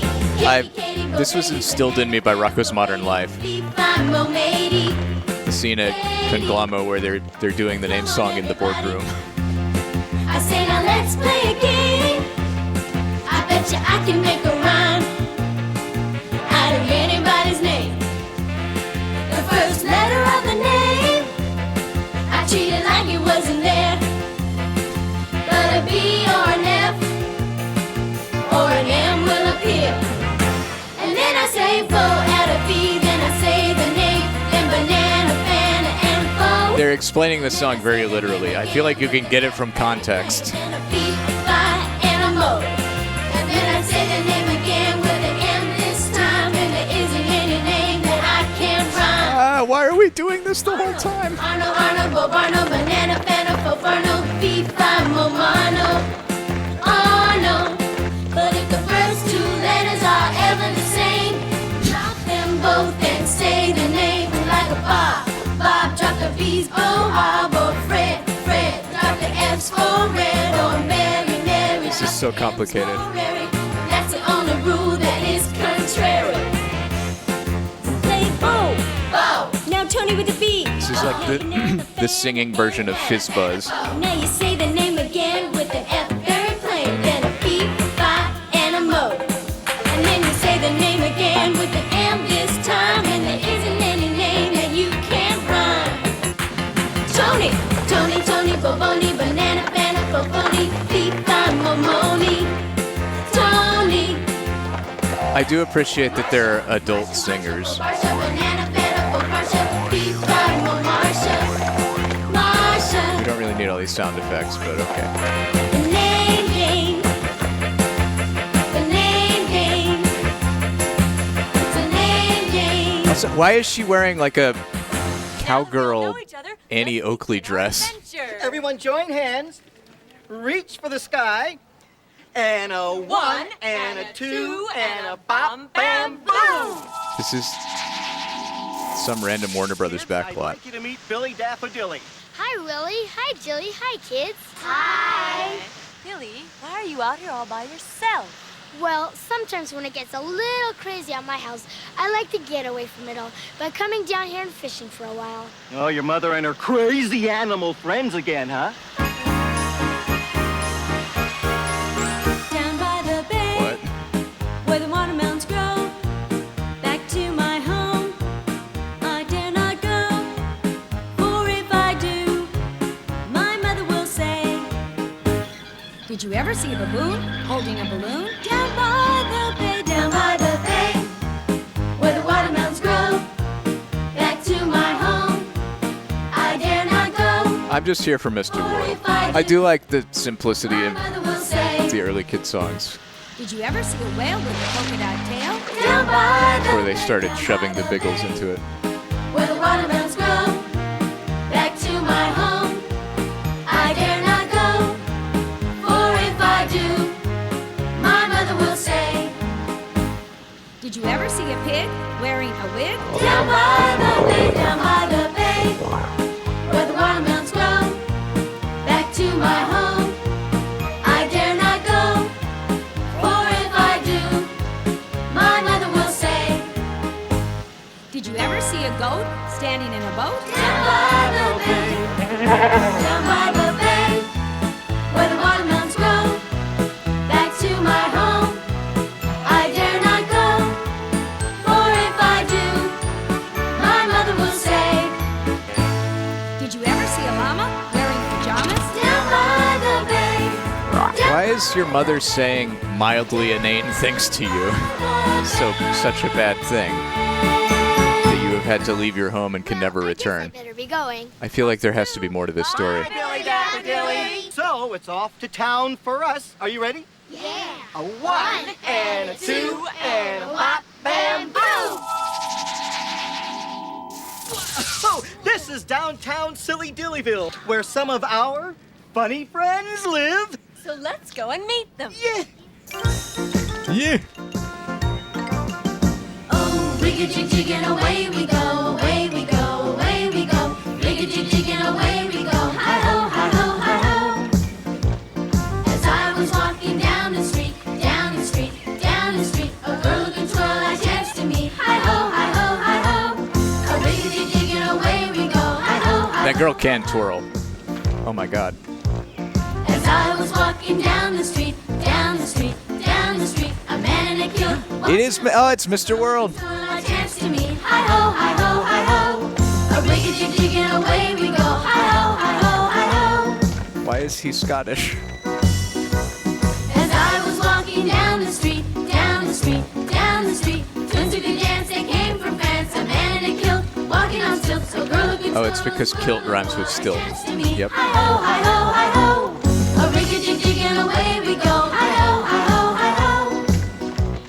As I was walking down the street, down the street, down the street, a boy with a boot playing a lute. Twins who could dance, they came from France. A man in a kilt, walking on Yeah, the lute boy is definitely wearing 18th century pantaloons. hi-ho. A rig-a-jig-jig and away we go. Hi-ho, hi-ho, hi-ho. They're just being silly dilly. As I was walking down the street, down the street, down the street, a man who was old with a watch of gold, a boy with a boot playing a lute. Twins who could dance, they came from France. A man in a kilt, walking on stilts, a girl who could twirl and swirl and whirl. I chanced to meet. Hi-ho, hi-ho, hi-ho. I really can't believe they had the audacity to call it Silly Dillyville in 1992, 3 years after We Sing It Sillyville was released. Or sorry, 91, 2 years after. We do things a little differently here in Silly Dillyville. Take our mail system, for example. Exactly. When we have a message to deliver, we send the message and the person. Man, Twitch chat is being a little wonky today. I'm gonna dab myself with glue. Some of my messages are failing to send. I'm gonna mail myself to you. I'm gonna tie me up in a red string. I'm gonna tie blue ribbons too. I'm gonna climb up in my mailbox. I'm gonna mail myself to you. I'm gonna wrap myself in paper. I'm gonna dab myself with glue. Stick some stamps on top of my head. I'm gonna mail myself to you. When you see me in your mailbox, cut the string and let me out. Watch the glue all of my fingers. Stick some bubble gum in my mouth. Let me, is there any place name in British Columbia that is silly? I'm gonna wrap myself in paper. I'm gonna dab myself with glue. Stick some stamps on top of my head. I'm gonna mail myself to you. Take me out of my wrapping paper. Wash the stamps off of my head. This is the list of Full of ice cream soda. place Put names. me in my nice warm There's bed. only, what, like 150? Only 150 places in Vancouver. Or, sorry, British Columbia. Same thing. Stamps on top of my head. I'm gonna mail myself to you. I'm gonna mail myself to you. I'm gonna mail myself to you. There's a village of Silverton. That's the closest we get to silly in British Columbia. Professor Quackenbush, I'd like you to meet our friends. It's absolutely a pleasure. One day, not too long ago, while on a nature walk, The most extraordinary thing happened to Professor Quackenbush. Extraordinary. Even for Silly Dillyland. Yeah? Please tell us. Oh, but I've told the story of the Purple People Eater. The Purple People Eater? We know that one. Did it really happen to you? Sure did.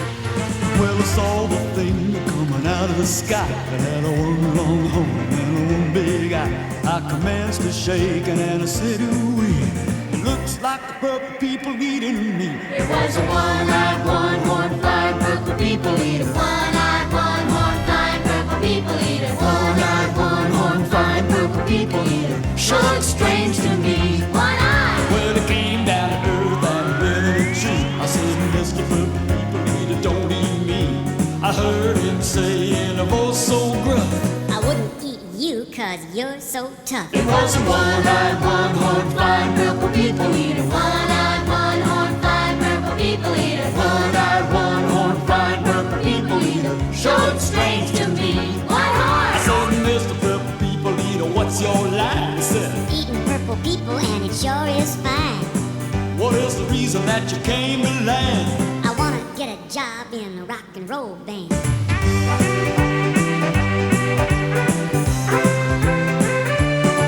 Well, bless my soul, rock and roll, flying purple people eater. Pigeon toed undergrowth, flying purple people eater. He wears short shorts. A friendly little people eater, what a sight to see.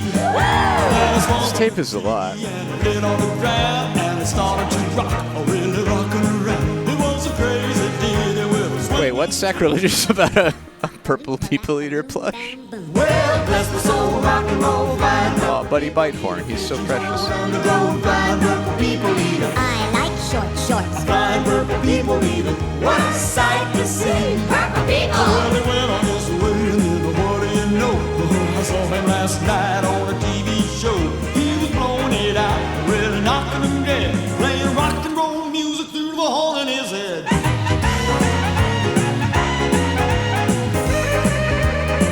Is that what it sounds like? The horn?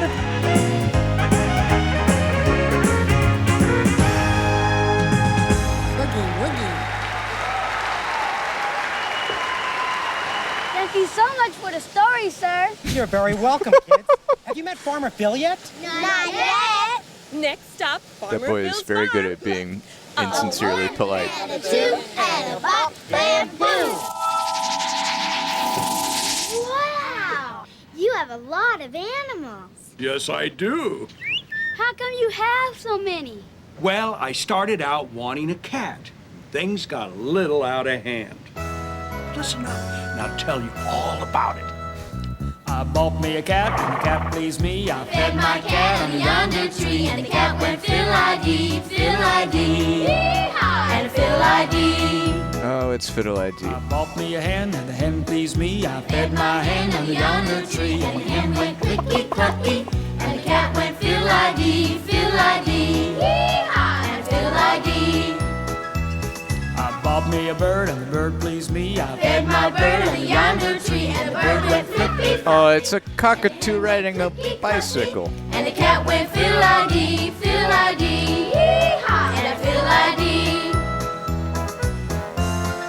I bought me a lizard, and the lizard pleased me. I fed my lizard on the yonder tree, and the lizard went creepy-crawly, and the bird went flippy-floppy, and the hen went clicky-clucky, and the cat went fiddle-I-dee, fiddle-I-dee, and a fiddle-I-dee. I bought me an owl, and the owl pleased me. I fed my owl on the yonder tree, and the owl went hoo. And the lizard went creepy-crawly, and the bird went flippy-floppy, and the hen went clicky-clucky, and the cat went fiddle-I-dee, fiddle-I-dee, and a fiddle-I-dee.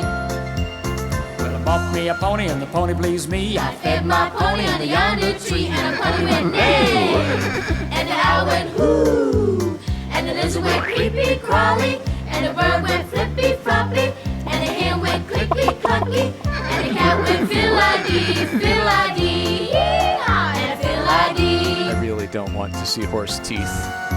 They creep me out. Well, I bought me a monkey, and the monkey pleased me. I fed my monkey on the yonder tree, and the monkey went hoo. And the pony went neigh, and the owl went whoo, and the lizard went creepy-crawly,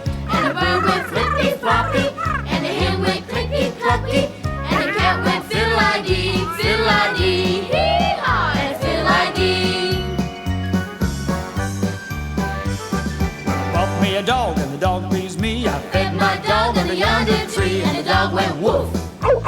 And the monkey went boo. And the pony went neigh. And the owl went hoo. And the lizard went creepy crawly. And the bird went crippy. Why did they make a And the hen went clippy cloppy. sound for the iguana walking? Fiddle-I-dee. And a fiddle-I-dee. Micah just looked up at me very offended when I made that noise. Thanks, Farmer Phil. A 1 and a 2 and a bop, bam, boom. What's that? Oh, that's a box. Well, we can see that. Well, it's a very troublesome box. You don't want to mess with it. What's in it? Believe me, you don't want to know. Why not? It's a very long story. While I was walking down the beach one bright and sunny day, I saw a great big wooden box a-floating in the bay. I pulled it in and opened it up, and much to my surprise, whoa, I discovered it. Right before my eyes. I discovered it right before my eyes. This was, I think Mitch Miller did this. I picked it up and ran to town as happy as a king. Or Phil Harris or somebody. A guy I knew would buy most anything. But this is what he hollered at me as I walked in his shop. Oh, get out of here with it before I call a cop. Oh, get out of here with that before I call a cop. I turned around and got right out running for my life. And then I took it home with me to give it to my wife. But this is what she hollered at me as I walked in the door. Oh, get out of here with that and don't come back no more. Oh, get out of here with that and don't come back no more.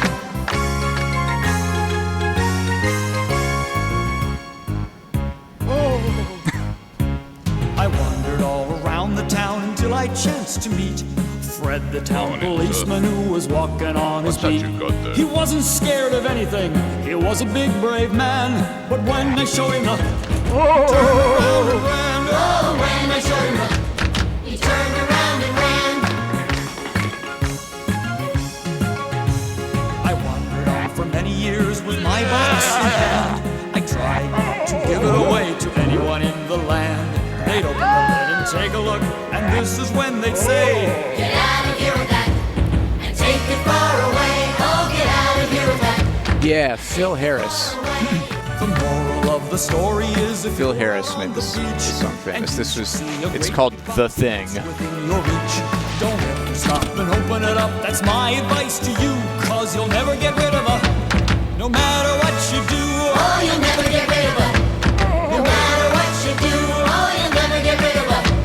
No matter what you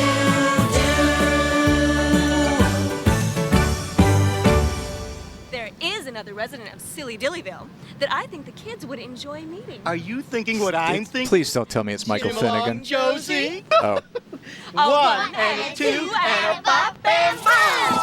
damn it, there's more songs than I thought. He's Jim Long Josie. He sure is. And he can do just about anything you ask him to. Jim along Joe's An orangutan, can you say it? Yes, we can. Jim Along Joe has very long arms. Jim Along Joe has very big hands. Wave Jim along Josie. Wave Jim along Joe. Swing Jim along Josie. Swing Jim along Joe. Hi Jim along Josie. Hi Jim along Joe. Roll Jim along Josie. Roll Jim along Joe.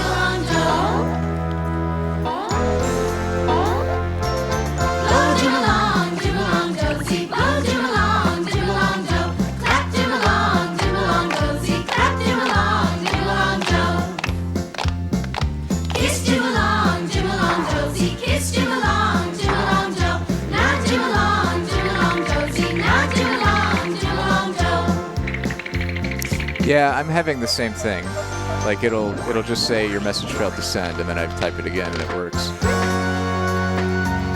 Grin Jim along Josie. Grin Jim along Joe. Drum Jim along I think so. Josie. Drum Jim along Joe.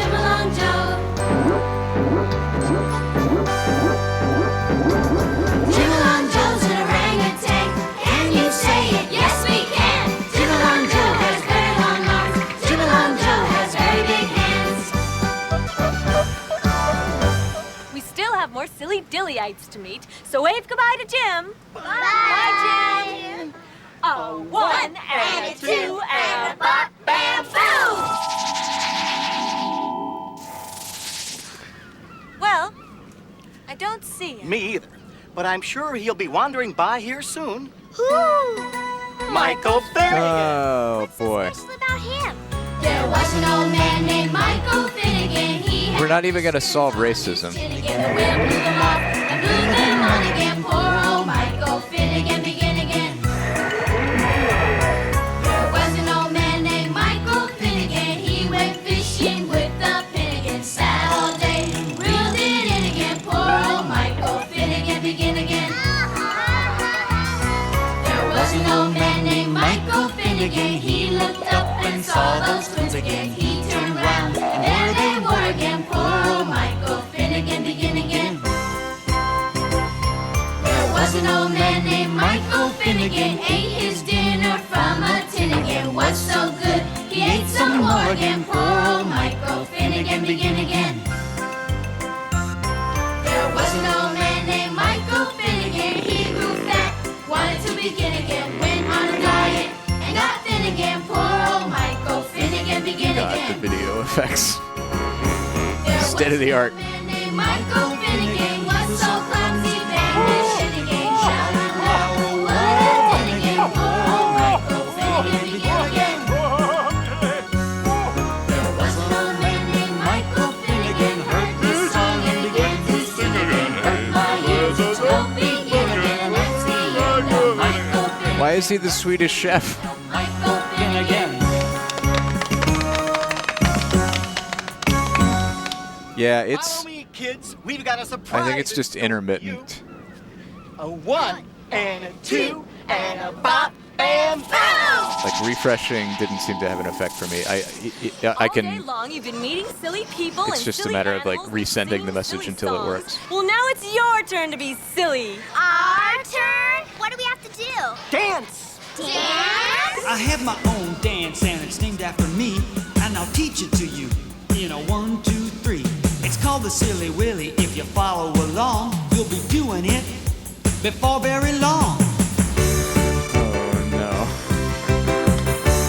It's a silly rap.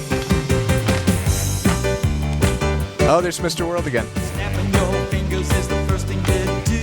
Snapping your fingers is the first thing to do. And clapping your hands is number 2. And clapping your hands is number 2. Swing and sway and shake hilly-nilly. Now you're doing the silly willy. Hey! Silly willy. Silly willy. Clap your elbows and wiggle your knees. Clap your elbows and wiggle your knees. Turn around now and do the freeze. Turn around now and do the freeze.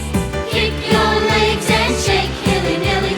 Now you're doing the silly willy. Hey! Silly willy. Let's put Wait. together what we What is that anti-cat graffiti? Silly willy is so hot. Anybody else catch that? And join right in. You're gonna wanna do it again and again. Oh, clap, clap to the silly willy. Jump, jump to the silly willy. Swing, swing to the silly willy. Shake, shake to the silly willy. Hey!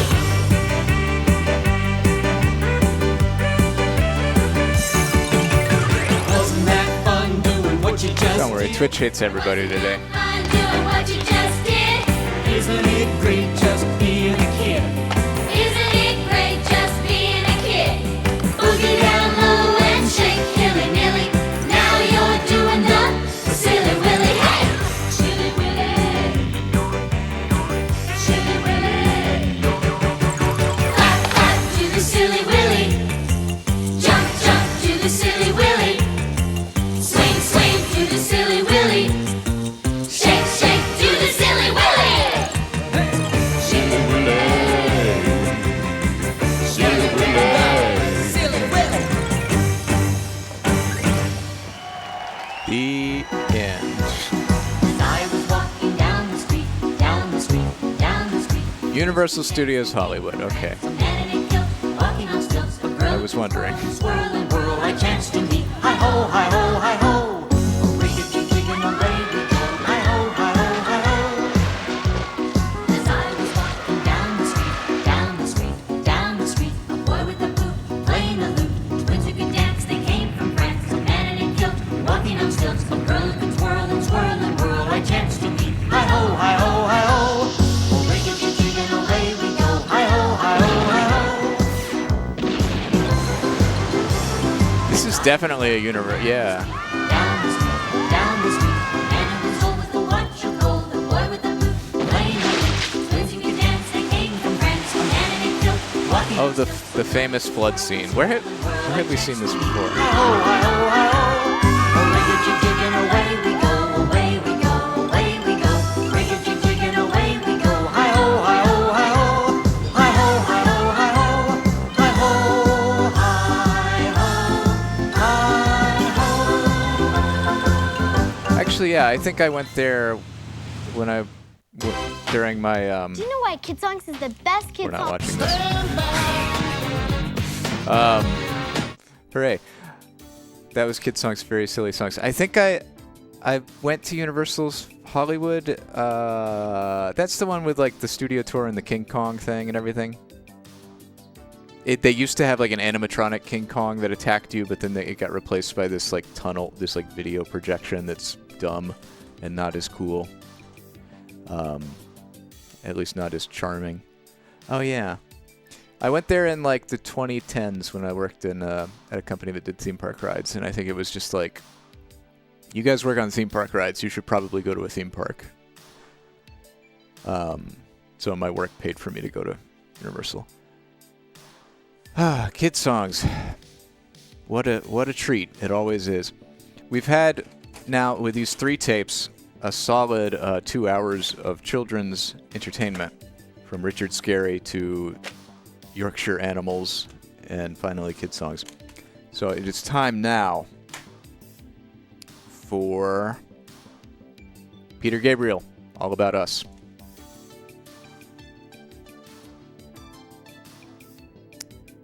From Geffen Home Video. Copyright 1993.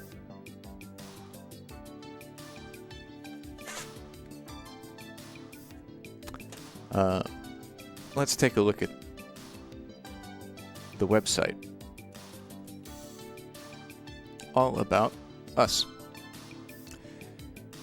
A collection of videos from the Us album, including the top 10 hit Steam, which won 2 MTV Video Awards, the Grammy Award-winning Digging in the Dirt, Blood of Eden, and Salisbury Hill. Also featured for the first time ever are videos for Come Talk to Me and Czar, and the first music video ever to be turned into a ride, Kiss That Frog. 2 of these videos feature the work of painters. Czar shows the work of the German painter and sculptor Stefan Roloff, and the English painter Graham Dean collaborates with Peter on Salisbury Hill. Oh man. Peter Gabriel is a true patron of the arts and has always loved highlighting and featuring and collaborating with visual artists and musical artists from around the world. So neat. This video also includes rare interview and behind-the-scenes footage and shows some of the artists involved in the sleeve of the album. All right.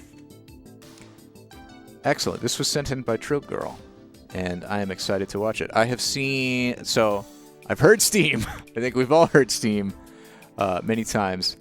I'm a big fan of Peter Gabriel's debut solo album, on which Salisbury Hill appears. I actually haven't heard any of these other songs. So this will be my first time experiencing Digging in the Dirt, Blood of Eden, Czar, Come Talk to Me, and Kiss That Frog.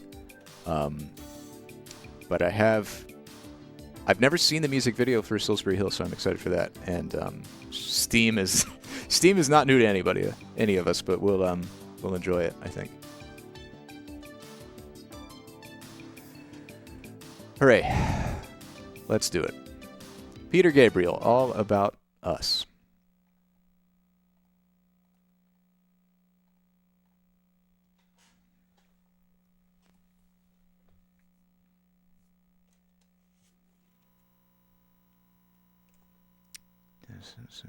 You can look 10 years younger in 10 hours.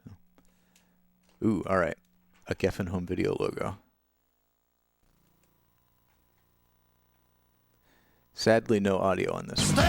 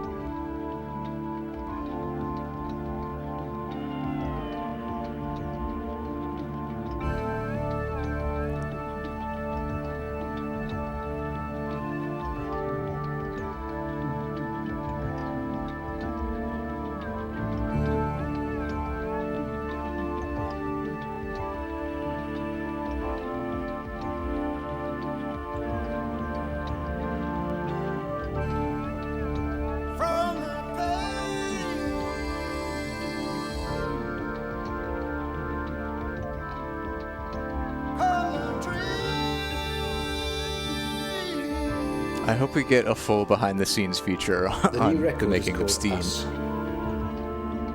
Us as in two people, relationship, and us as in all of us as in people.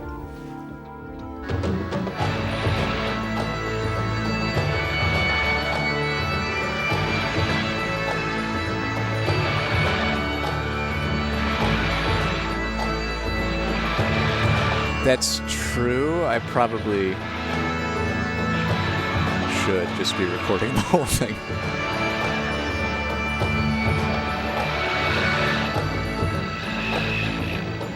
I'll record now.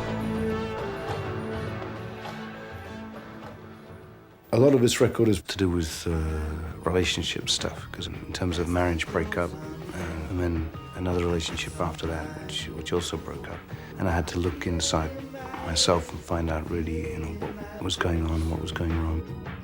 I feel it in my sex. That's the place it goes. Digging in the dirt. Stay with I think the digging in the dirt image is very much about layers, something like a dog getting carried away digging in the earth.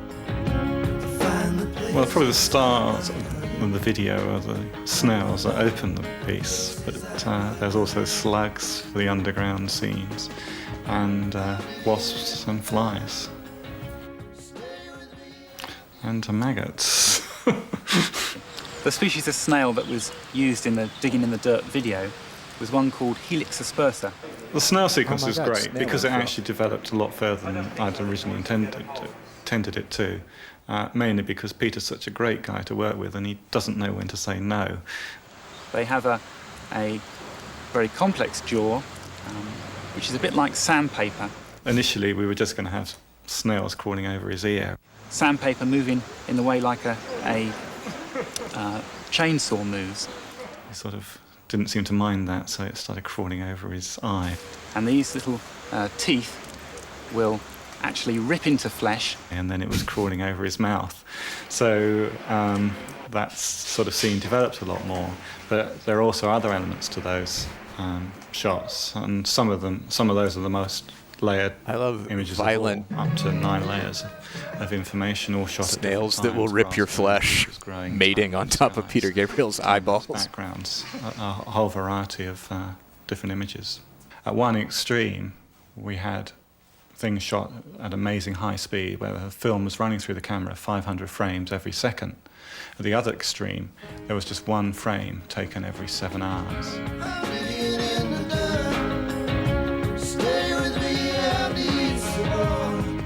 Oh, that's a cool shot.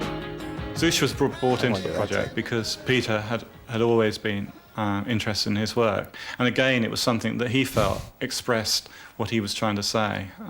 He felt that Zush's images were very, very powerful as being sort of expressions of the psyche, slightly deranged, slightly wild. And he wanted some of that element within the film. I was trying to get something sort of angry and murderous in a way.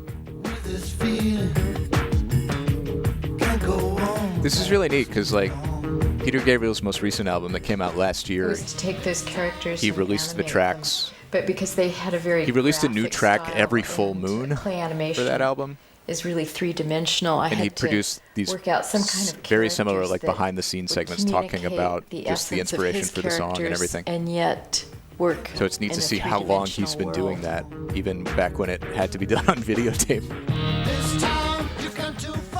By acknowledging and going through the dark side of yourself, that you can actually sort of come to terms with it and accept it and, in a sense, have it neutralized a little bit. And the way he talks about his songs, like, it's exactly the same as those newer videos. This is very hushed tone that's in complete contrast to like the bombastic nature of the music. All right, let's record stuff, I guess. In a sense, have it neutralized a little bit. I hope we get making up stuff, content for Steam.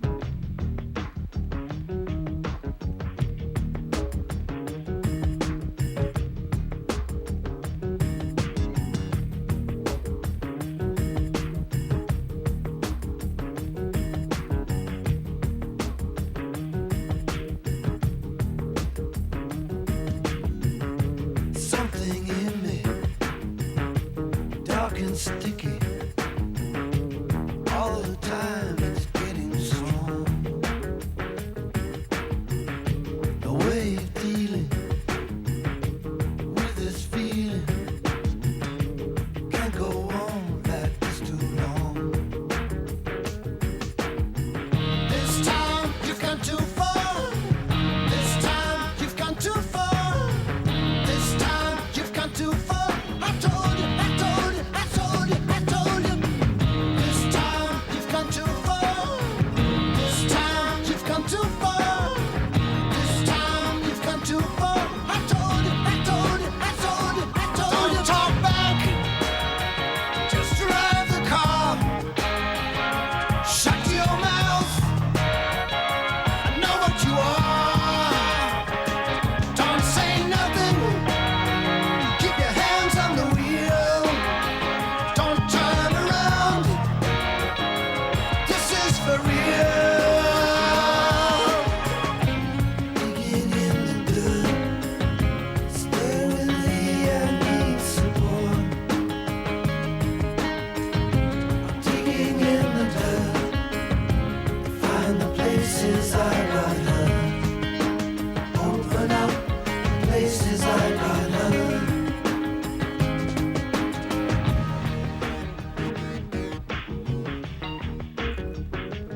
Gabriel focused on personal themes in Us, including his divorce in the late 1980s, his subsequent relationship with actress Rosanna Arquette, and the growing distance between him and his first daughter.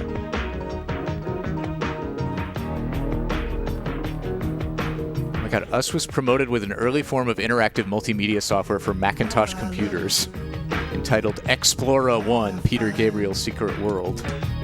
As I close on in, I get so blind. I feel it in my head, I feel it in my toes. I feel it in my sex, that's the place it goes. This time you've gone too far. This time you've gone too far. This time you've gone too far. I told you, I told you, I told you, I told you. This time you've gone too far. This time you've gone too far. This time you've gone too far. I told you, I told you, I told you, I told you. Don't talk back. Just drive the car. Shut your mouth. I know what you are. Don't say nothing. Keep your hands on the wheel. Don't turn around. This is for real. Digging in the dirt. Stay with me, I need support. I'm digging in the dirt.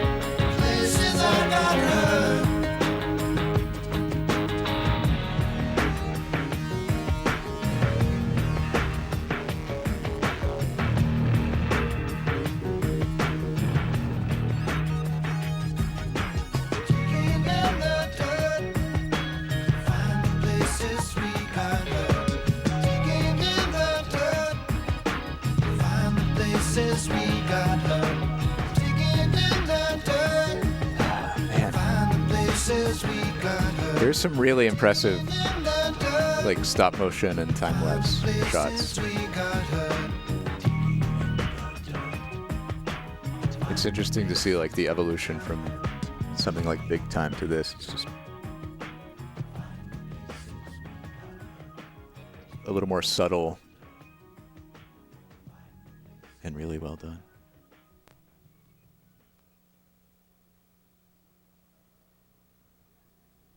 The making of Steam. Oh my God. Yes.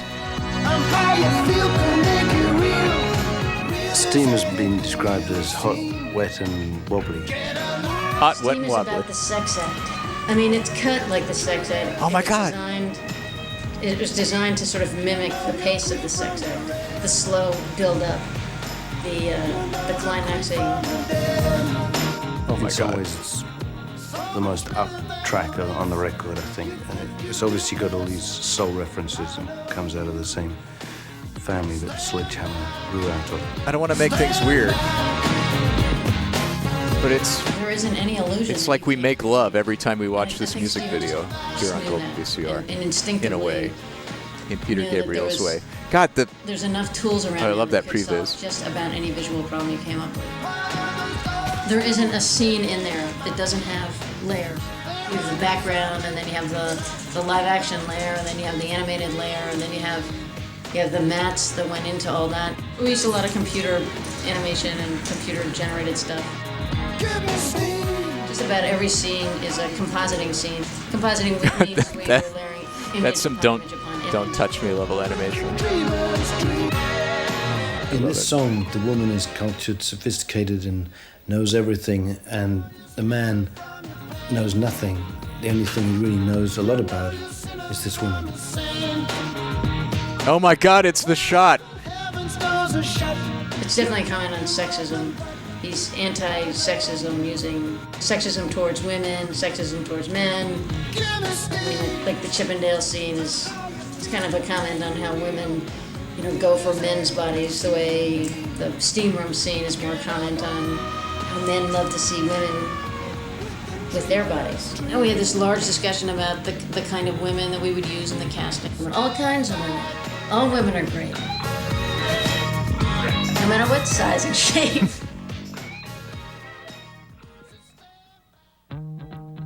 All women are great.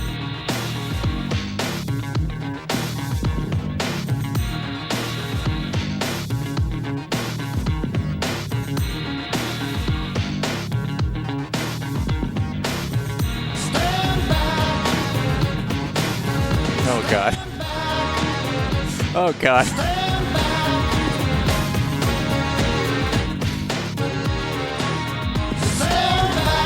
Hey, lucky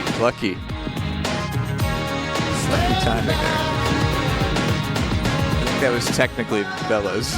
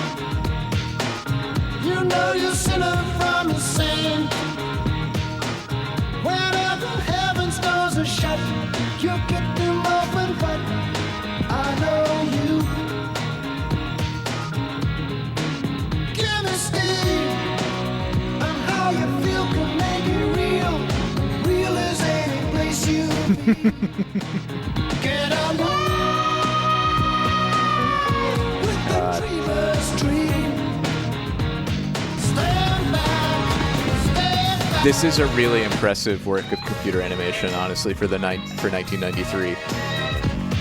Just the sheer number of shots. all of them different. And like the practical stuff like this, they're actually moving the set.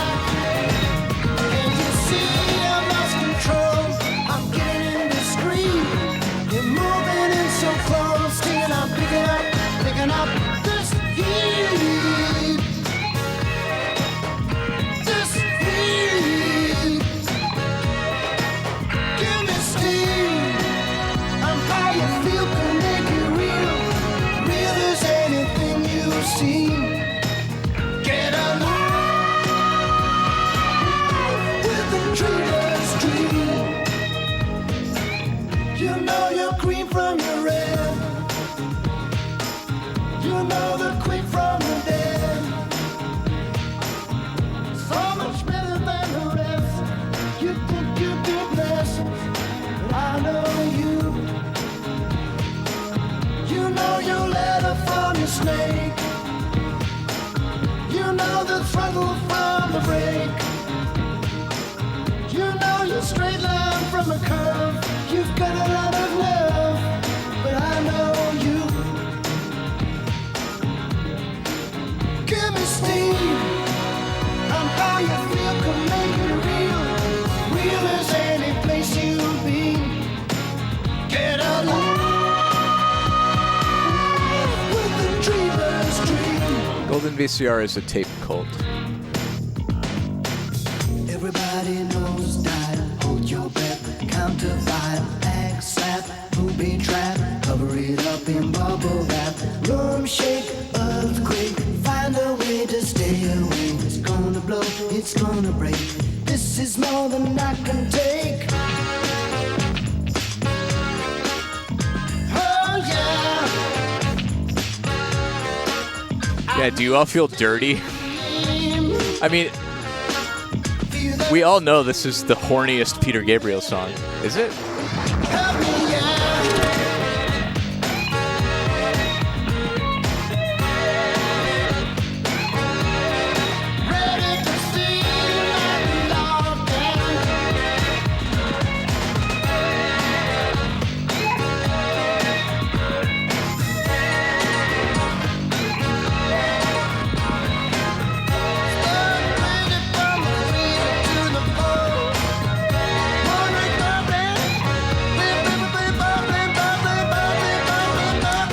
That's another thing that's really cool about Peter Gabriel's newest album, I.O., which I've talked about many times before. He had 2 different people mix it, so there's 2 different discs. Oh my god, live Steam.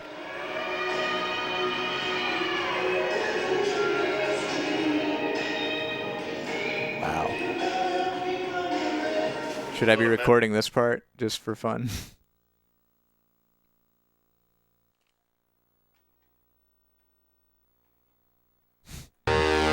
All right, we're recording. A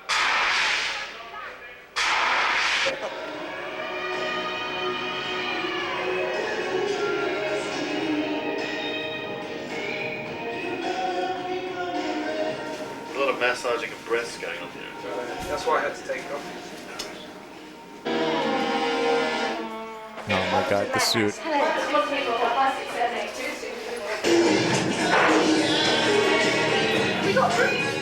Oh my god, they're duding.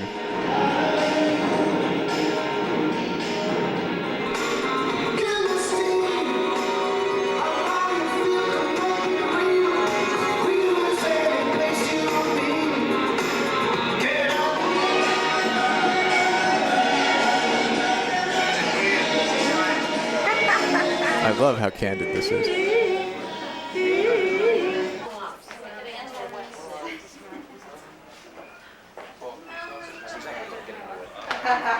Even Nicholas smart.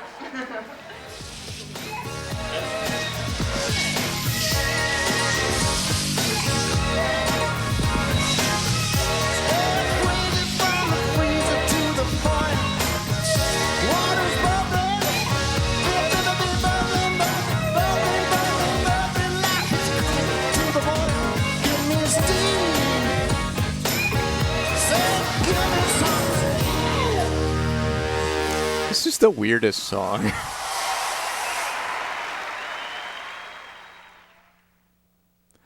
All right, the making of Blood of Eden. In the blood of Eden, lie the woman and the man. I wanted to use the biblical image in Blood of Eden because it was the time when man and woman were in one body. And in a sense, maybe in a relationship and making love, that's a struggle, is to get some form of merging of boundaries, of some sort of real powerful union.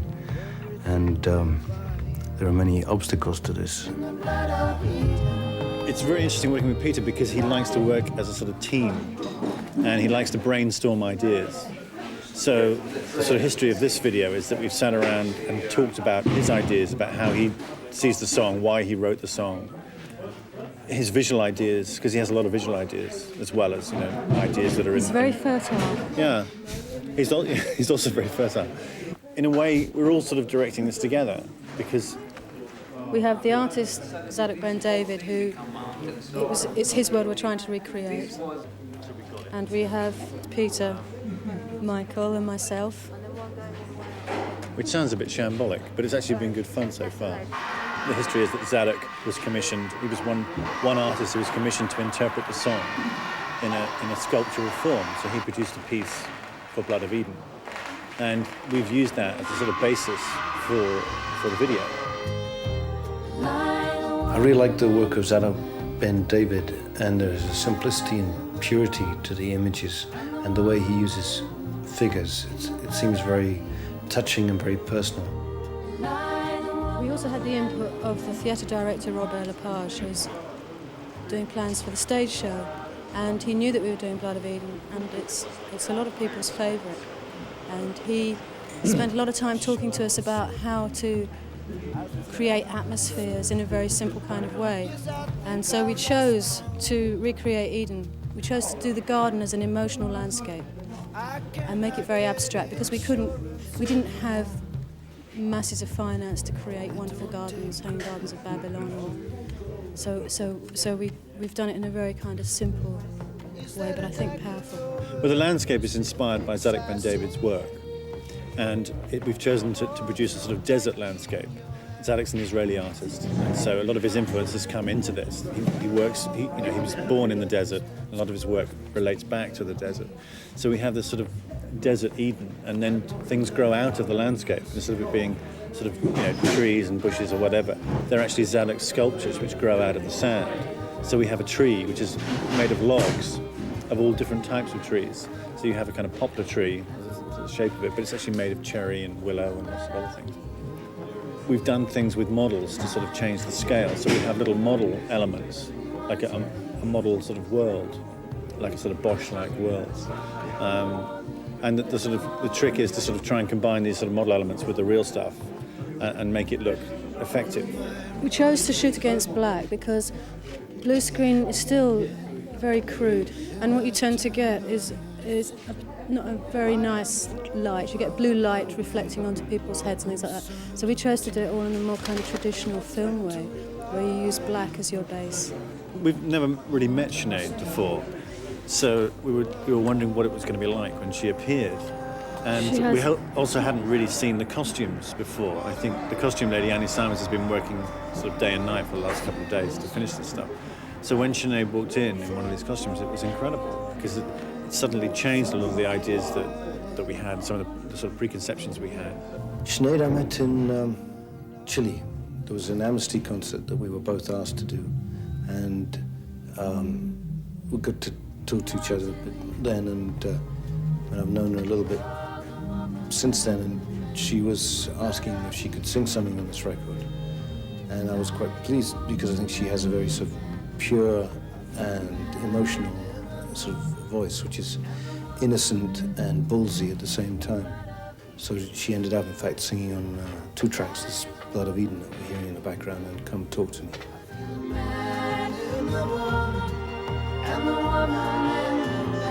One of the great things about Sinead is her strength, her directness, her honesty, and dealing with a myth, which is Adam and Eve, which is a very traditional myth which describes the fall of woman I think you need somebody very, very strong to parody that a little, and she has the power to do that. And I think that I think she's given a great interpretation of a very ancient myth in a very new way.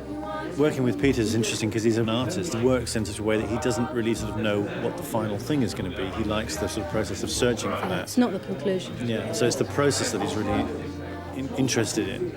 And I think that's what makes him different, really, is that he's always willing to try other We got morphing software. Oh, man. All right, let me get this one. This is a very different song from Steam.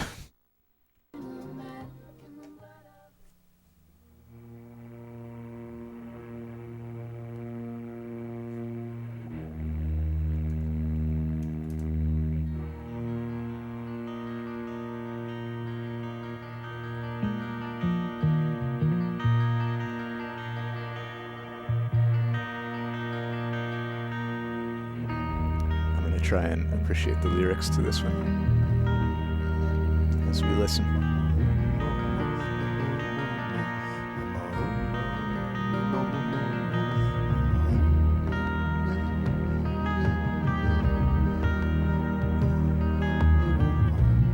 I caught sight of my reflection. I caught it in the window. I saw the darkness in my heart. I saw the signs of my undoing. They had been there from the start. And the darkness still has work to do. The knotted cords untying. The heated and the holy, oh, they're sitting there on high. So secure with everything they're buying. In the blood of Eden lie the woman and the man, the man and the woman, and the woman and the man. In the blood of Eden lie the woman and the man we want in the union. Oh, the union of the woman and the man.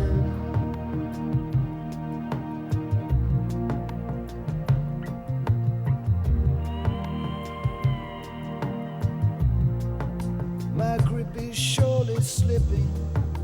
I think I've lost my hold. Yes, I think I've lost my hold. I cannot get insurance anymore. They don't take credit, only gold. Is that a dagger or a crucifix I see? You hold so tightly in your hand. And all the while the distance grows between you and me.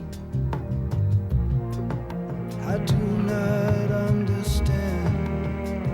In the blood of Eden lie the woman and the man, the man and the woman, and the woman and the man. In the blood of Eden lie the woman and the man we wanted the union. Oh, the union of the woman and the man. Of my request, you take me in that tenderness.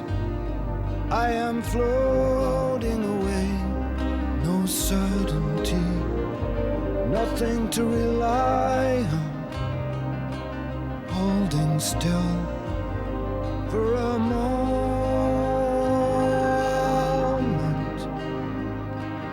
What a moment this is. Oh, for a moment of forgetting, a moment of bliss.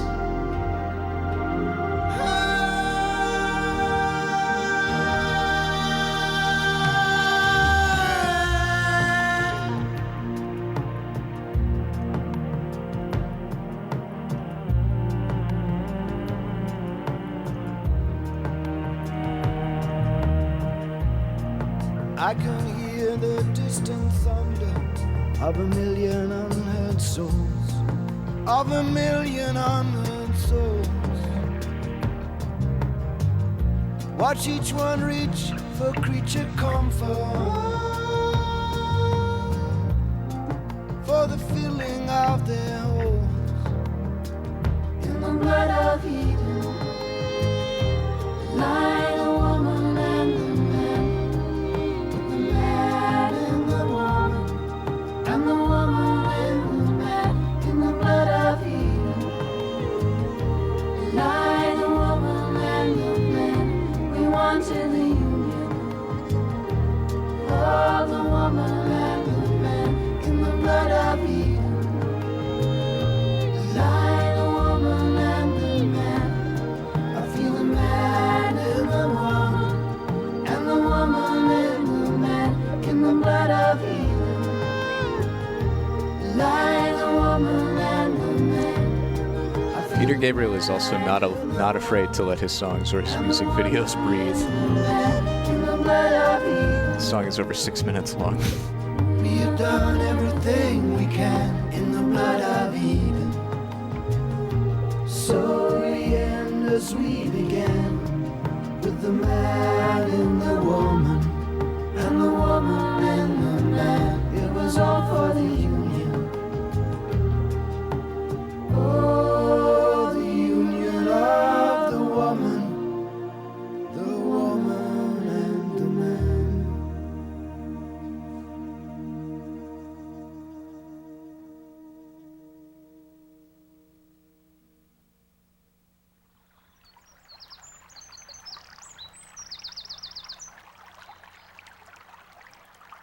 We're gonna get a making I of. was going crazy in London for a while, as we were in a place with paper-thin walls. So I moved out in 1974, and I've been out in this area ever since. So this song was from his debut solo album in 1977. I think it's much easier to sing songs, than talk about them. For me, some of the moments improvising when you just got an idea and you're singing free or even playing free, the most exciting. It's very spontaneous and from the gut, really. Whereas once you engage the brain, it's sort of analyzing, so there are barriers that get in the way.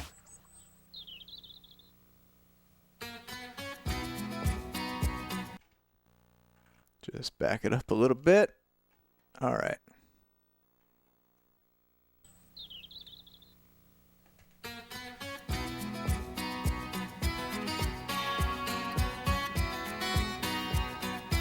Yeah, this is like one of his most famous songs.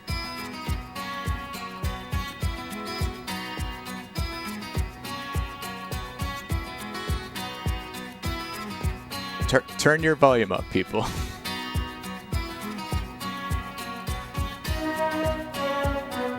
Climbing up on Salisbury Hill, I could see the city light. Wind was blowing, time stood still. Eagle flew out of the night. He was something to observe.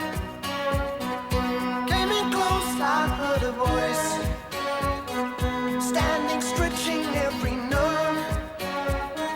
I had to listen, had no choice. I did not believe the information, just had to trust imagination.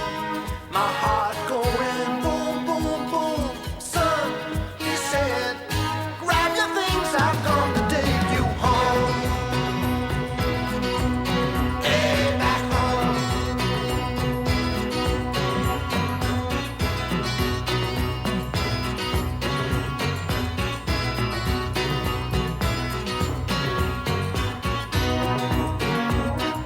When illusions spin a net, I'm never where I wanna be, and liberty she pirouette when I think that I am free. So I in the wet. who close their eyes but still can see. No one taught them etiquette. I will show another me. Today I don't need a replacement. I'll tell them what the smile on my face meant. My heart going boom, boom, boom. Hey, I said.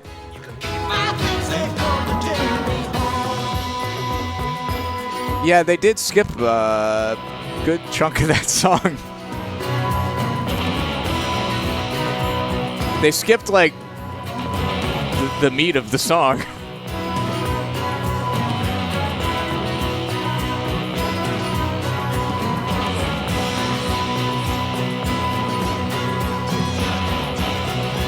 Listen,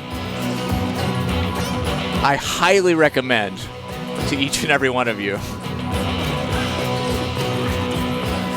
look up on Spotify or your music platform of choice, Peter Gabriel 1, Car, the 1977 debut solo album by Peter Gabriel, and just listen to the whole thing.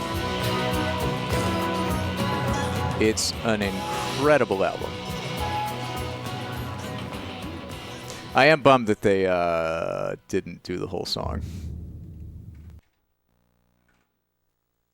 We needed the full 6 minutes of Blood of Eden, but we couldn't get the entirety of Salisbury Hill.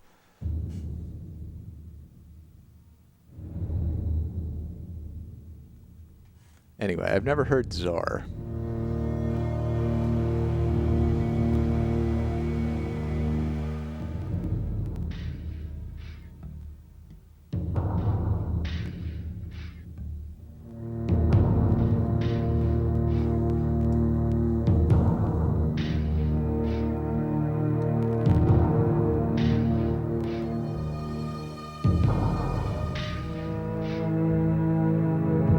Pancake. Demon Pancake. Oh, really?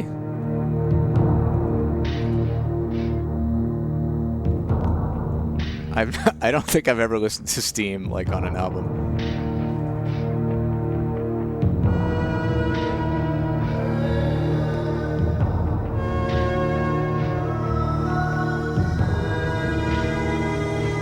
Every nosedive, hold your breath, count to 5, backslash. No, that's there.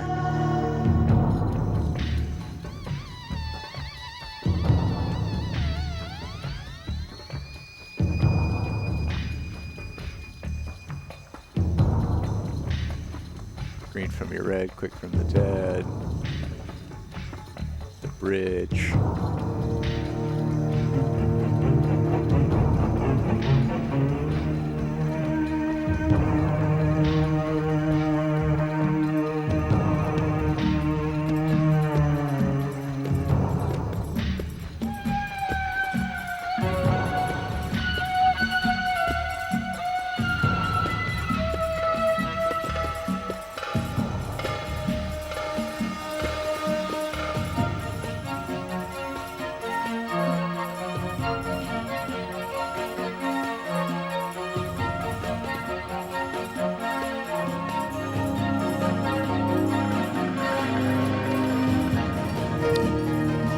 So this is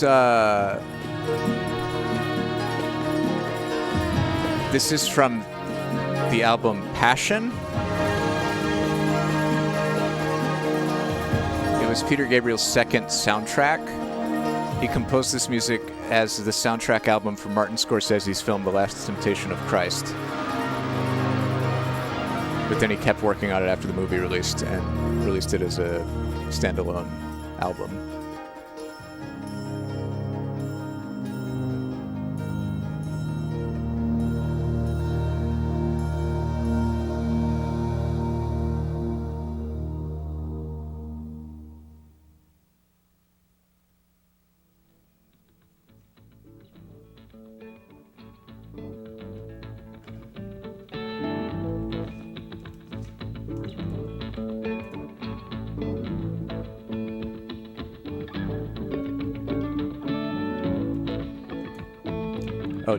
Down to Earth from Wally. It was I think Daniel is a great producer. Co-written and performed by Peter Gabriel. Qualities is his ear for magic.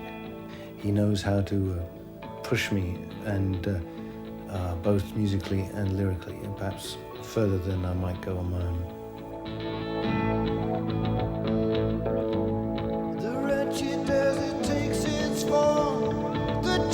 You are making all sorts of Peter Gabriel connections, aren't you, Bella? I think we all are.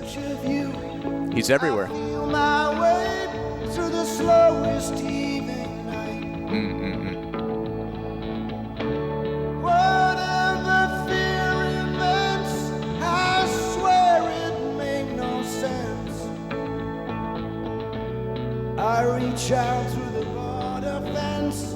Come down, come talk to me. Come Talk to Me grew out of a Senegalese groove that I'd recorded a long time back. It was Doudou and Jay Rose, this Senegalese master drummer, and it was a groove that I liked a lot. We chopped up a little bit of it and added some other beats. I tried to introduce quite a lot of textures. I think it's sort of more of a journey than some of the other tracks. And starting off with these bagpipes, there was something quite sort of gutsy and primal about the sound of pipes.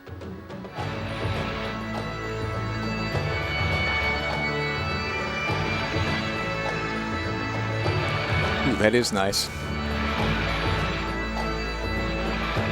The drums and pipes. I feel that by looking in the darkness and by sort of plunging into it, diving into it, that there is some light at the other end of it, which otherwise, if you bury, it gets suppressed. So I think there's some, it feels quite hopeful to me, quite positive. And Come Talk to Me, there's a sort of block in communication. And in fact, there was initially with one of my daughters, and sort of got me going in that lyric anyway. This song is so unreal. Can't you show me how you feel now? Come on, come talk to me. Come talk to me. Come talk to me.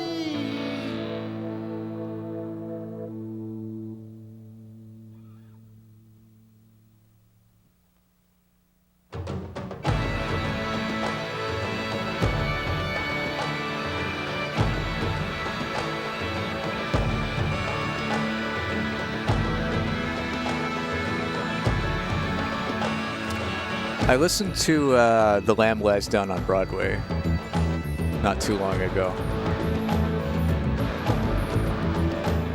The wretched desert takes its form. The jackal prowls I'm more familiar with the later Genesis, like Phil Collins stuff. in search of you. But I really liked Lamb. Feel my way through the slowest evening night. Counting Out Time from that album is another great, like, Peter Gabriel sex song. It has the line, "Erogenous zones, I love you." Through the border fence, come down, come talk to me. The swirling, curling storm of desire, unuttered words hold fast. With reptile tongue, the lightning lashes, towers built to last. Darkness creeps in like a thief and offers no relief. Why are you shaking like a leaf? Come on, come talk to me. Oh, please talk to me. Won't you please talk to me? We can unlock this misery. Come on, come talk to me. This is a jam. I really like this. The Senegalese drummers and the bagpipes are really an incredible combination, and Peter Gabriel is just like, it's got such a driving rhythm to it, with the vocals and everything. From sleepy tears undone, from nipple skin as smooth as silk, the bugles trumpets blown as one. You lie there with your eyes half closed, like there's no one there at all. There's a tension pulling on your face. Come on, come talk to me. Won't you please talk to me? If you just talk to me, unblock this misery. If you'd only talk to me. Don't you ever change your mind. Now your future's so defined, and you act so deaf, so blind. Come on, come talk to me. Come talk to me. Come talk to me.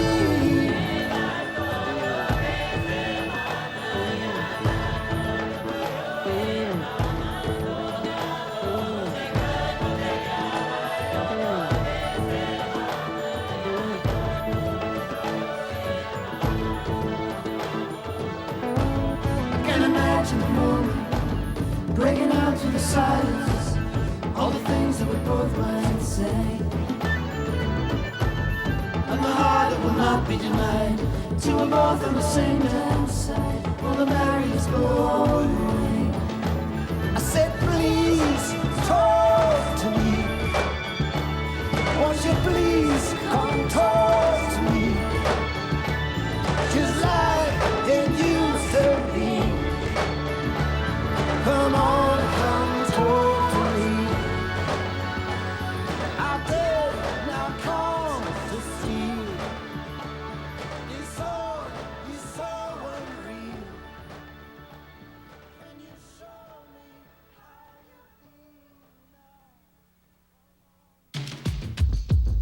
you feel? All right, here's our final track, Kiss the Frog, starting with the making up segment. A book called Oh God, Uses of Enchantment, and it was looking at a lot of fairy stories, more from a psychological point of view, and I found it very fascinating through the fairy story of the princess learning to love the frog, getting to accept the frog, and then finding through accepting it and loving it, the prince would emerge out of it, was actually a very good sort of analogy for an introduction to sexuality. So beneath the fairy story of Kiss That Frog is the sexual underbelly. Morning. We are getting some behind-the-scenes footage from Peter Gabriel's Us. This is our last music video, Kiss That Frog. We're combining the concept of a music video with a ride film, one in which the chairs, the motion platform chairs, move the audience around in sync with the visual. Oh my God, this is... That's the first time that's ever been done. We're actually having the chairs dance so, to the beat of the music in line with my just being keyed to the visual experience. We're using a little more esoteric, abstract imagery than is usual in a ride film, and kind of mixing and matching and breaking all the rules. Into the gargoyle frog here, which scares the girl. She starts to turn away, and he now is chasing her. So what's interesting to me it's a lot of fun and it's exciting, and it's a way of getting people inside it. I mean, I think there are all sorts of media being explored now where people are not just sitting outside observers and watching some small screen, but they're actually inside the experience and feeling it.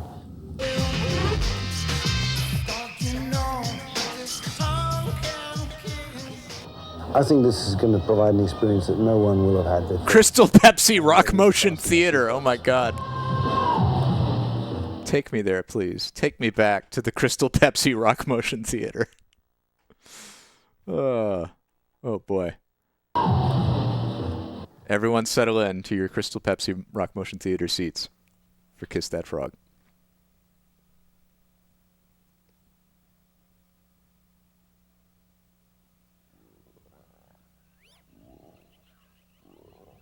I have never seen this. With a very special thanks to Crystal Pepsi.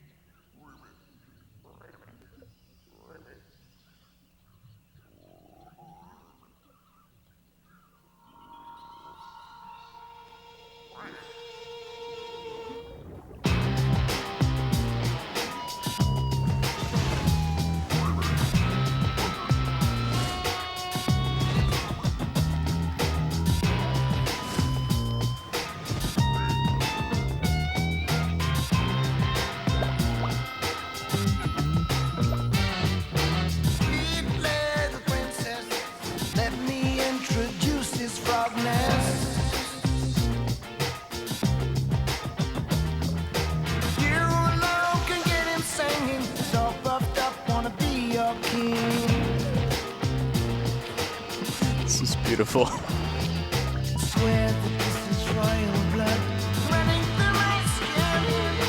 Oh, can you see the state I'm in? Kissing fitter.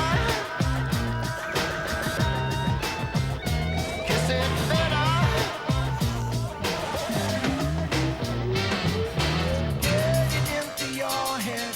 He's living with you, he sleeps in your bed. Oh, the frog is a demon. Can you hear beyond the croaking? Don't you know that I'm not joking?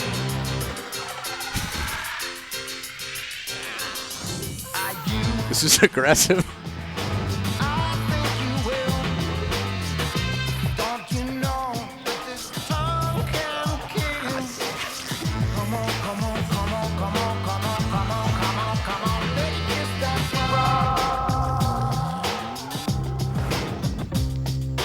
Tongue. sit beside you and eat right off your plate. You don't have to be afraid. There's nothing here today. I bring Just imagine your chair shaking around in sync with this motion. Spilling your Crystal Pepsi all over your lap.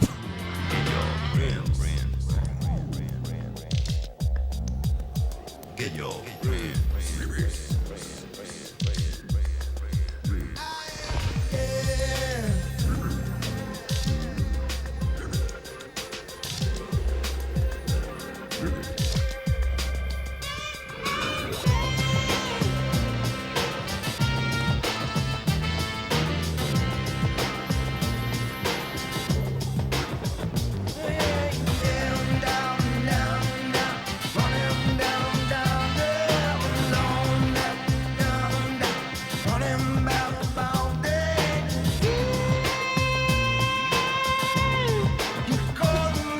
The eyes! Oh, they're Peter Gabriel's actual eyes projected onto the frog model. Ah!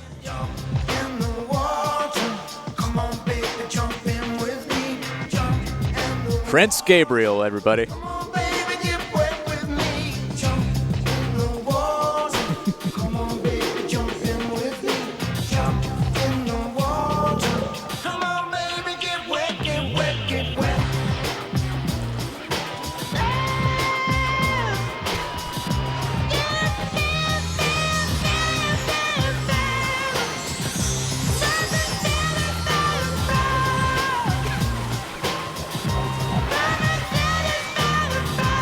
I love this Gabriel frog seto.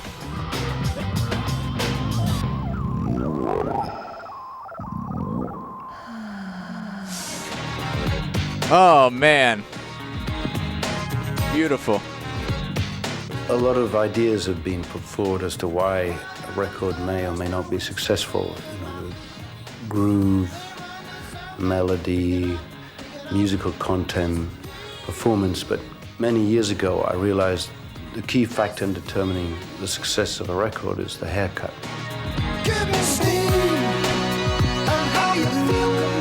All about the hair.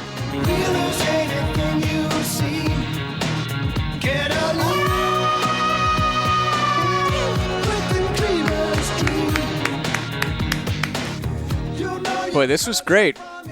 We got some more incredible Peter Gabriel music videos. We got behind the scenes footage and we got more Steam lore. Trill, thank you so much for sending this in. What a way to ring in the 101st stream. Man. Okay. Beautiful. Beautiful. So we had three kids tapes and then sexy Peter Gabriel in many incarnations. And also like serious stuff from Peter Gabriel mixed in there. It was great. Here is my question to you. My question to you is, do you want to just watch Callanetics with no commentary for the next hour? Or should we end it?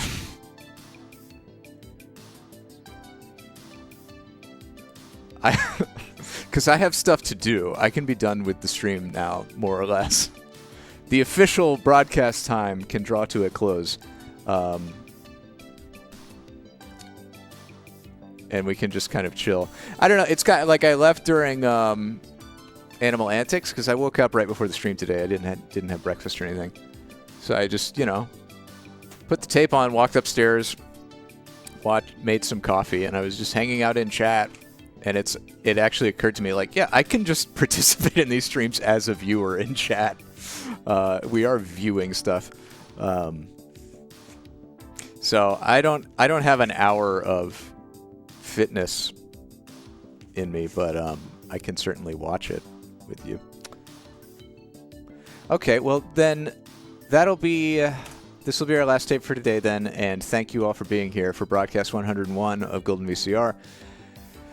It's let's see, it will be not this Wednesday, but next Wednesday, a week from Wednesday, when I return, 10 a.m. Eastern for more Golden VCR. I will be away for the next week visiting my brother and sister and my dad and my nephews out in Nevada. So until then, I hope you have a chill week, and we'll be back August 28th. This is Callanetics, 10 years younger in 10 hours, the astonishing deep muscle exercise that gives you a perfect figure with Callan Pinckney. Let me just let me clean the VCR real quick. I don't trust these 80s tapes to not leave their filth on the thing. Oh, happy safe 72nd birthday to you. 4 drops in the liquid hole.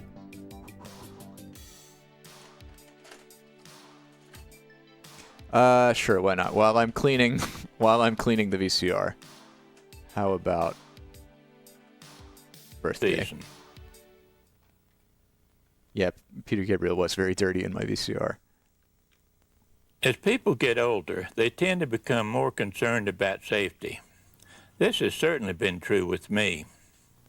And since I have already had my 72nd birthday, I am far more concerned about safety than most people. Hey, happy 72nd birthday to you. I hope it is a safe one.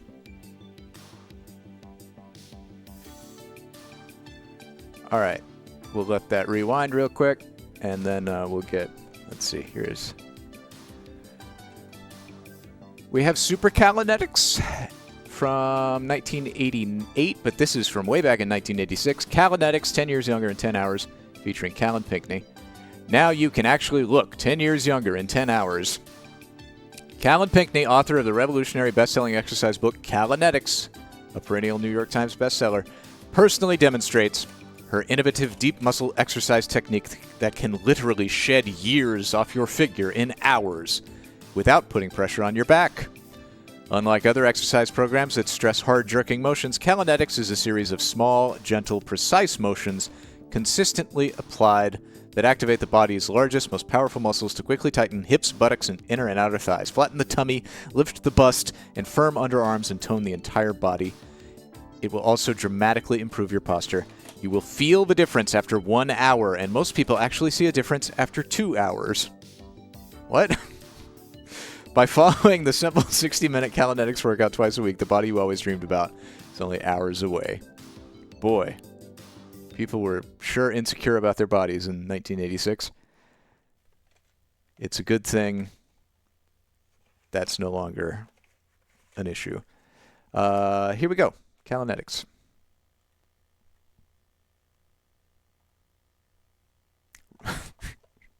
I do love the very tasteful butt-focused cover art on this one. Well, it's gonna get dark soon. Like the titles, the typography of Callanetics, like gracefully following her ass. It's very good.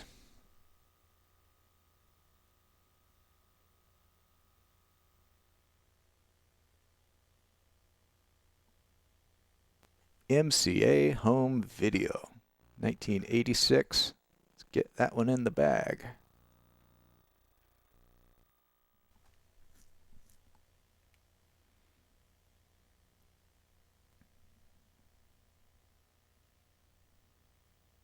We got good tracking, it seems like, knock on wood.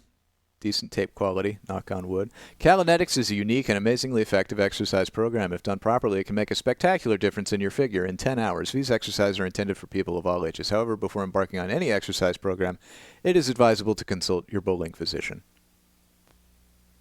The visual counter is intended to provide an intermediate pace. However, beginners should go at their own pace. Please read the notes at the end of this tape. They are very important for everyone, especially people with back problems and pregnant women.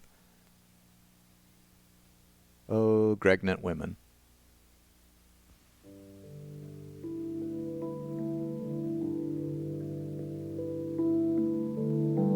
Oh, those feet look atrocious. That's so painful. Is Callanetics just ballet?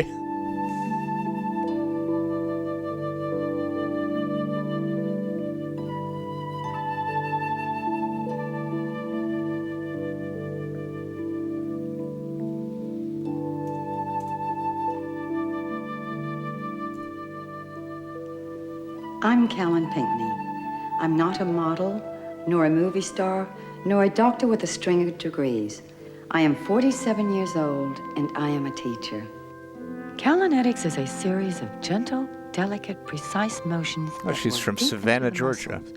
The important ones that are the real source of a beautiful, tight body. Callanetics may be difficult at first, because you'll be using muscles you have probably never used in your entire life. She was born in 1939 in Savannah. She was born with spinal curvatures, one hip higher than the other, and severely turned-in feet. For over a decade, I've taught thousands of people to give themselves an incredible gift. She was forced to wear leg braces for 7 years. Strong, powerful body. It's the body you deserve. In an effort to correct her alignment, she spent the next decade studying classical ballet. 18 to 76, and they are at various levels. She died at 72 in 2012. Some of them are beginners. And yeah, she was 47 when this tape was made. With number 1, we will do 10. You put your feet apart, a foot. You're going to stretch your body up, your torso up, and your arms up as high as you can. I grab onto the finger because I feel that it stretches this torso longer.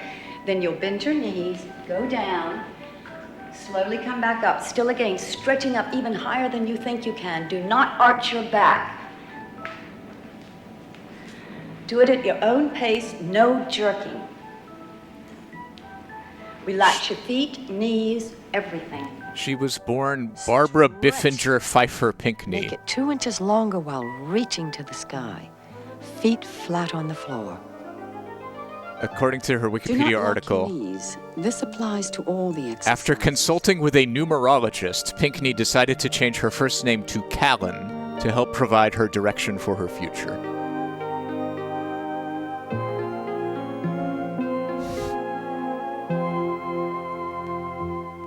Warm-up number 2, the underarm tightener. We will be doing 100. Take your feet a foot away, take your arms out. Now, you're going to twist Callanetics into a whole thing. And your wrist over. She had a whole Callanetics empire. Behind, tip your pelvis up. Do not lock your knees. They are to be relaxed. God, she's very forceful about what not to do. Now, take the head back, shoulders back. Let your shoulders relax. Do not hold them up. Now, you're gently going to try to get the thumbs to touch each other. Don't drop down.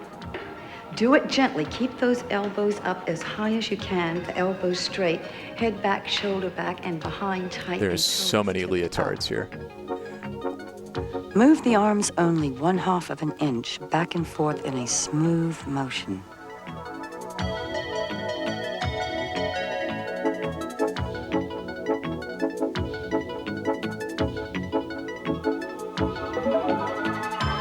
After 2 years of college, Pinckney went to Bremerhaven, Germany. For nearly a year, she traveled across Europe, sleeping in a Volkswagen. She took odd jobs whenever she needed. When Pinckney reached London, she worked manual labor jobs such as shoveling coal and snow for 8 hours a day for a little more than $3 a day. This was in her youth. She traveled from higher and straighter you keep the arms, London to Cape Town, worked at an ad agency in South Africa, traveled to Zimbabwe, Kenya, and Zaire. Worked part of the time tracking animal migrations in the wild, took menial labor jobs to supplement her income. Due to her inadequate diet, The waist stretch. Do 100. she suffered from severe amoebic dysentery and lost 78 pounds. Hand on your left hip, not down here, not up here, but right here with it's a rest. Her heavy rucksack Stretch up to the sky. also put great strain on her back, shoulders, and knees while she was traveling across Africa. Stretch up even higher than you think you can. Relax your feet, your toes. Now gently go over to the side. Do not let the arm go back. Do not let it go forward. Stay here. Now let your torso rest on your left arm. That will give your back support. If you take your arms out like that, your lower back has to take the support of the torso. Just keep going very gently, 1/4 of an inch motions. No jerking, no tightening of the shoulders. Your body is terribly relaxed. Now, Terribly relaxed. pelvis up. Feel that you are stretching this as high as you can, and then stretch over here and relax your body at the same time. All right, and keep this arm straight. The more you can keep this arm straight, the more it's going to work on the skin right there, and it will get it tighter. That's it. Now just totally relax, and you breathe normally. Now, here's Anna, who's... After working in Africa, she decided to travel to Asia. She went to Mumbai, then to Sri Lanka. Side, Anna, like on a table. During this time in Sri Lanka, Pinckney realized that her muscles had lost all their tone and she had no flexibility or extension. And relax your elbow. After reaching Japan, she obtained a job recording British voiceover tapes for advertising. Margaret does them like this. She also wrote about her experiences on the road for a Japanese magazine, modeled miniskirts, and managed a bar with Western waitresses in Japan. And it's easier for her hip joints and the back of her back to do it like that. So that's how a person with a back problem would do it, more or less.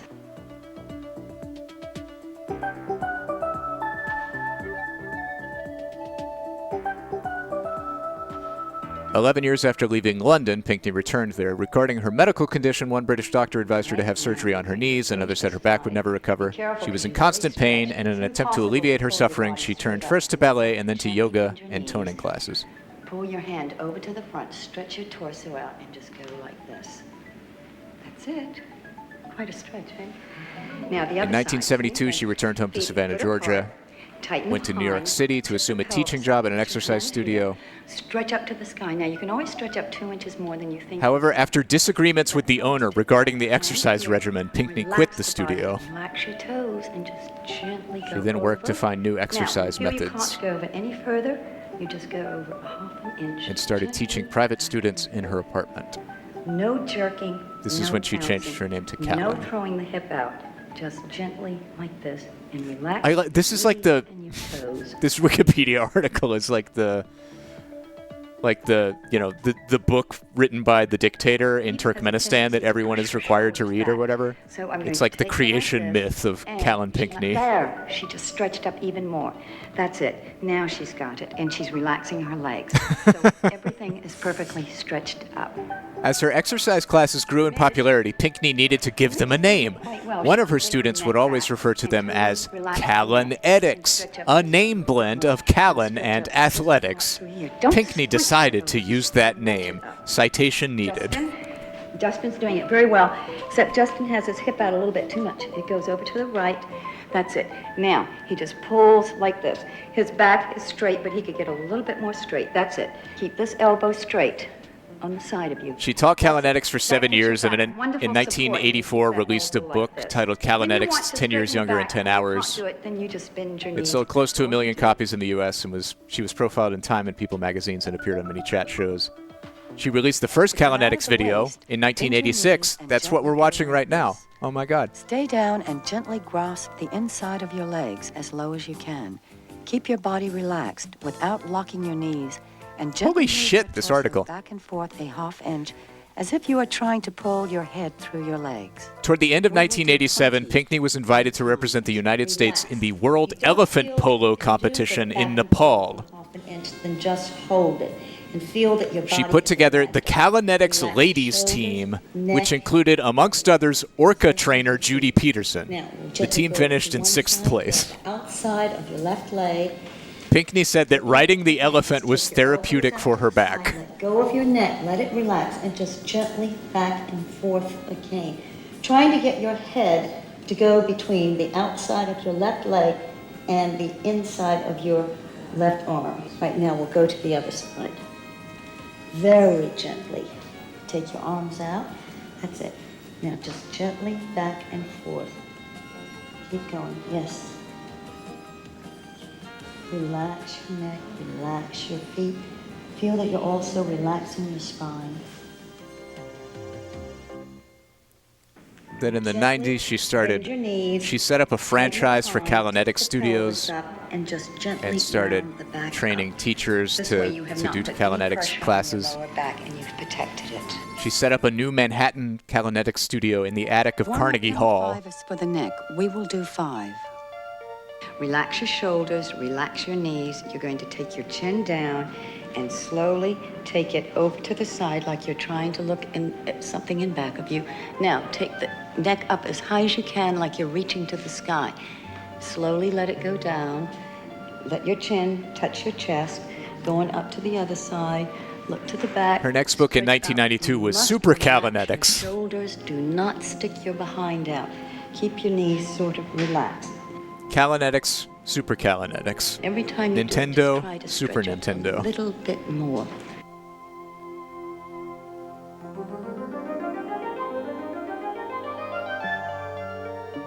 She retired in 1998, and she died in 2012 at age 72 in Savannah, Georgia. Make sure your legs are totally relaxed. Good. Callanetics 64. Oh boy. Always treat your neck with respect. Here is the second Respect the neck. warm-up. We will do 5. Gently take your head to the side, like you're trying to look into the back of you. Gently to the front again. No jerking, no pulling, just totally relax. I'm glad that we've been introduced to Callan and learned so much of her glorious backstory. That's where you make the mistake, and that's where you can create injuries. It does make this more exciting to watch. With that, though, I am going to let Callan play you out on this broadcast. I'll be back to end it at the end of this tape. We do also have Super Callanetics. Enjoy. We finished our warm-ups and we're ready to go on to the stomach exercises. Here is the first one. Lie down, knees bent, feet flat on the floor. Knees and feet 3 inches apart. Grab hold of your inner thighs as if you are holding onto a mountain for dear life. Keep your head and shoulders on the floor. Start to take the elbows out, feeling the stretch between the shoulder blades. Then aim the elbows up towards the ceiling, lifting the head and shoulders off the floor. Round up and under the bust and try to round the chest into the rib cage, with the chin aimed into the chest. Keep the head and shoulders in this position. Let go of the inner thighs. Hold the arms like this or like this. Round the upper torso 1/2 inch on each count, very gently. Do this 100 times, taking breathers when you have to.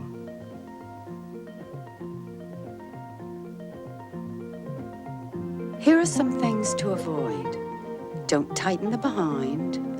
Don't jerk your shoulders up and tighten the behind at the same time. Don't lead with the shoulders. In addition to looking very silly, it's very bad for your back, and never jerk your neck.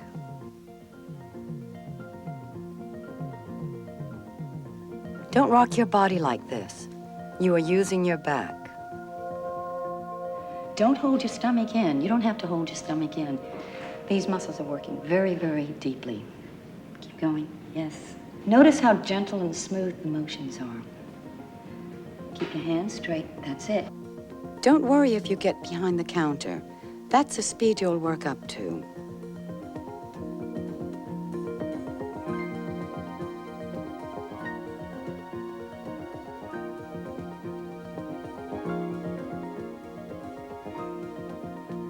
And 100. Roll down gently.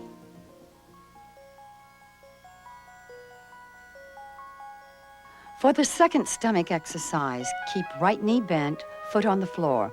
Raise the left leg towards the ceiling and grab the back of your left knee with both hands. Round your elbows outwards and up towards the ceiling, and round your head and shoulders, still aiming the chest into the rib cage. Let go of your knee. Hold arms parallel to the floor, and gently move your torso a ½ inch on each count. Now begin. Do 100.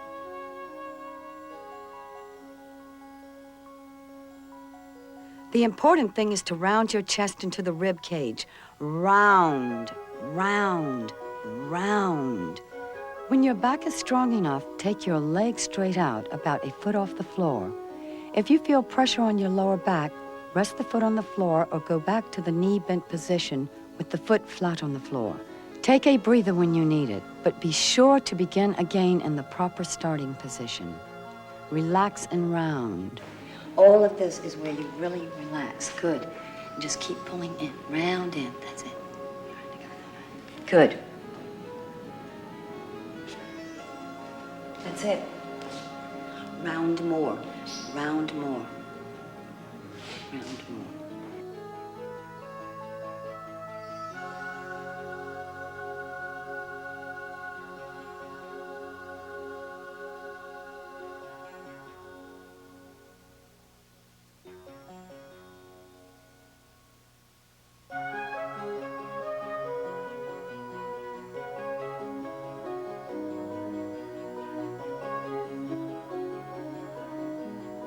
$100.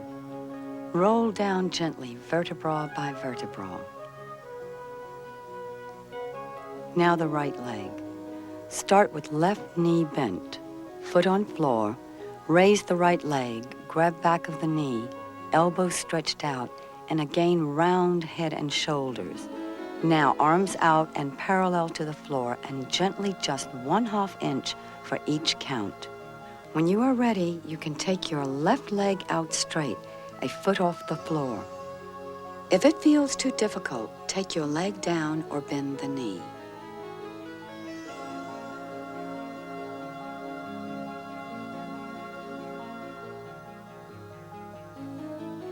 You round your elbows out, you tip them up towards the sky, then you round your head and shoulders out. There, come on, do it. Round, that's it. That's it. Now, round, round. It's still again like you're in the womb. Let go of your behind. Do not tighten your stomach. He's rounding. He's not trying to pull up to the sky. He's not using his back to try to pull up like a sit-up. These exercises are not like sit-ups. Sit-ups are 85% back. Always relax your back.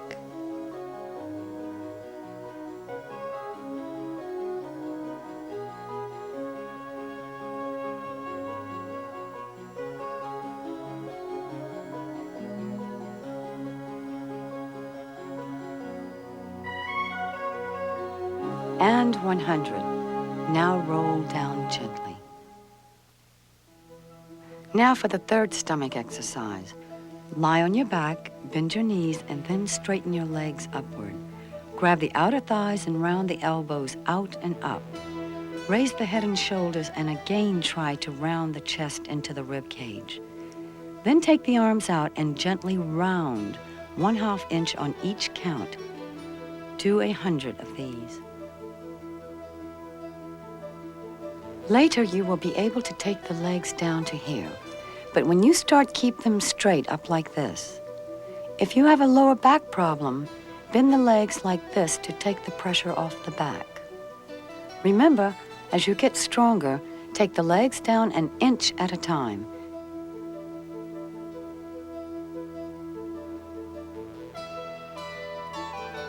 If you feel the back take over, simply raise the legs until the control shifts back to the stomach. Your legs are like feathers.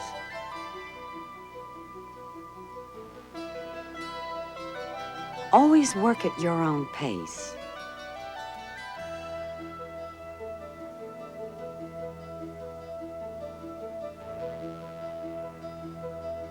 If your body starts to jerk, you are doing too much. Either bring the torso down an inch or take a breather. And 100. Roll down gently.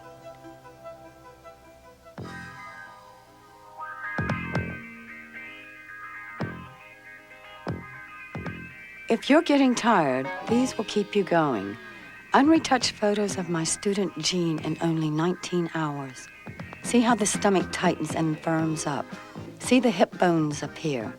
It's amazing how fast these exercises work. The leg exercises. These leg exercises don't add bulk. They work towards slim, tight, and strong legs. You can do these holding onto a pole, bar, table, or actually anything. Stand on your toes, heels together, knees out to the side. Lower your body 1 inch. Tighten the behind. Tip your pelvis up as high as you can. Return to the center, then lower it 1 inch. Tighten the behind, then tip your pelvis up as high as you can. Return to the center, lower it 1 inch. Tighten the behind, tip the pelvis, then go back up the same way.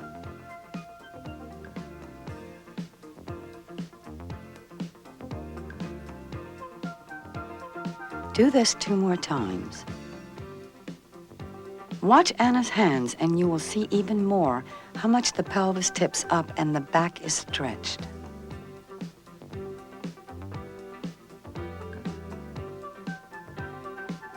You may find it difficult to tip up at first, but as you become stronger, it will be a breeze.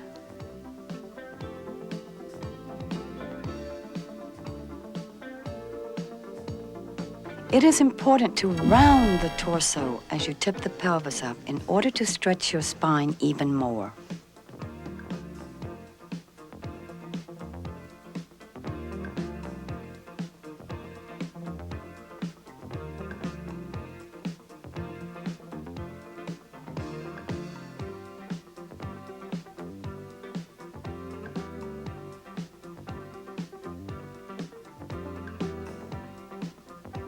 The second one starts in the same position. On your toes, heels together. Slowly lower your body about halfway and then slowly bring it back up. Do this 10 times. At first, you may only be able to lower your body 3 inches, but as your legs become stronger, you will have the control to go further down.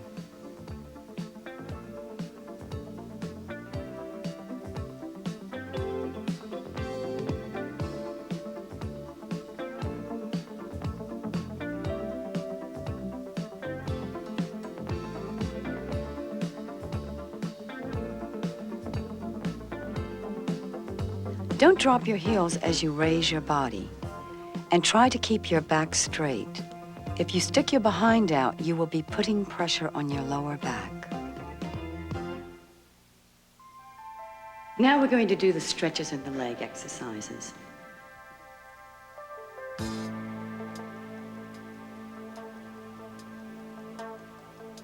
You're going to put your foot up on the bar, turn around sideways, have your torso facing sideways. You keep your foot here. Don't turn it this way, it puts pressure on the knees. This way.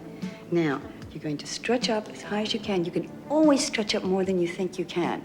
Turn around to the front, stretch up even more, round yourself. Now round over, feel that you're stretching your back muscles. Put your hands here if that's comfortable. If this is all you can go down, then you put your hands here. And even if you have to have your leg bent, that's fine. Just keep doing like this. Work at your own pace, always. Some of you get a little too jerky. No jerking, gentleness. You put your hands here. Take your elbows out to stretch between your shoulder blades. Then you're gently going to take your head down and just let your neck rest. Now, I'm going to take my hands down to show you how gentle the motion is. That's all. It's only 1/4 of an inch. We will do 50. Put the right heel on the bar.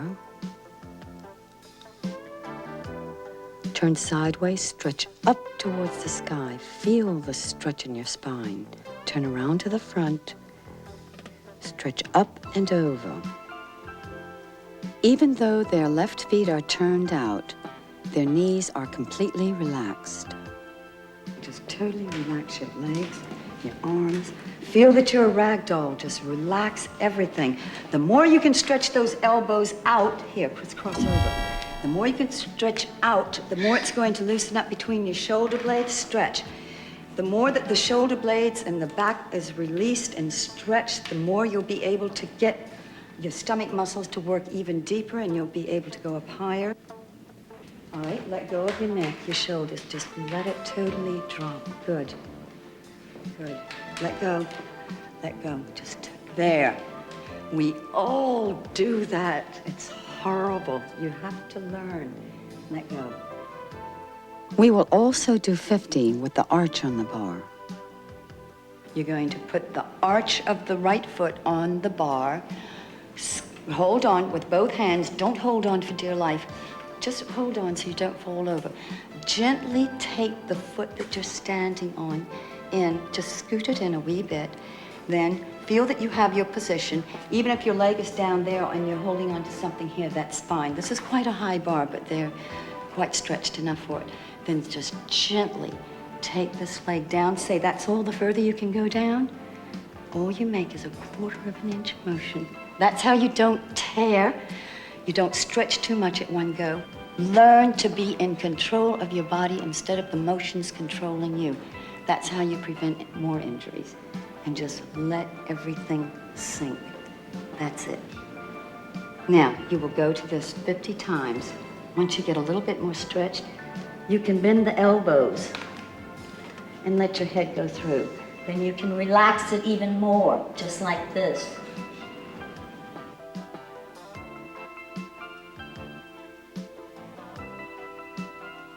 Take it down very gently.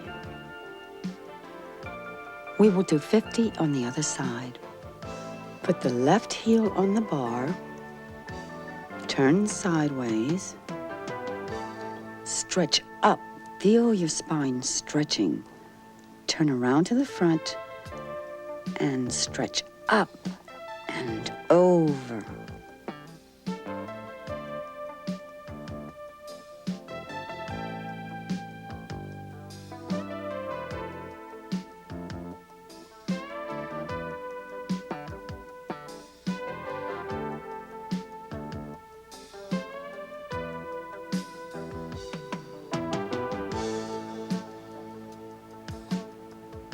Just relax. Everybody loves to tighten the toes. Everything can be totally relaxed like a rag doll. That's it. Let go of your shoulders. Here we go again. Shoulders. You think that they're relaxed. They're not. You can always, oh, that was beautiful. Always relax them even more. Here we go again. It's perfectly all right that she has her leg bent. She's only doing what she can do. Once you start realizing how much tension you've had in your body and you start to relax, you really get into it and you want to learn to even relax even more. It's such a powerful, beautiful, soft feeling. That's it. Keep going.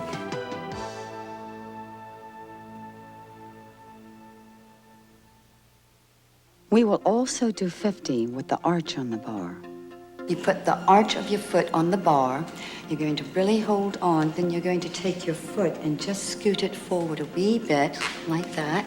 Then gently take this leg down. If the knee can only go to there, that's all you do. Never, never force this down.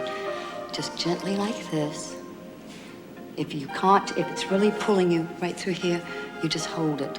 Don't do a thing, just hold it. If you feel you're stretching too much, let go.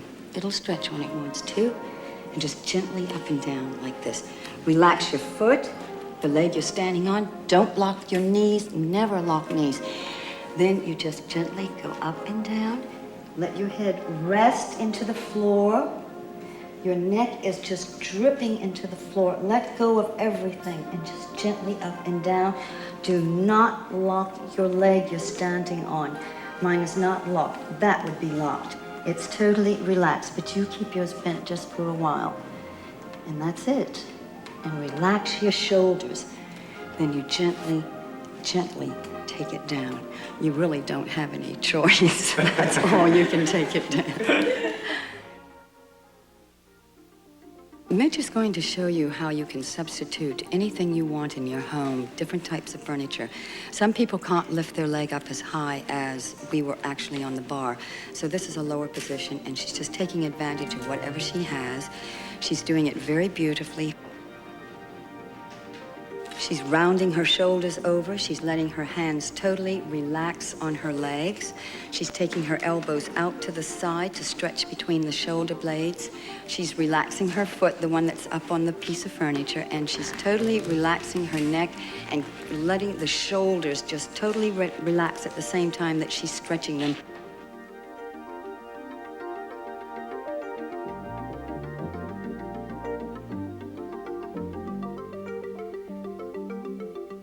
Now, Mitch is doing the second hamstring stretch. She's scooted forward with the foot she was standing on, and she gently took the leg down. Now, that's all the further that she can go. Some people's legs, knees are still bent. That's quite all right. You just only go 1/4 of an inch, tiny little delicate motions.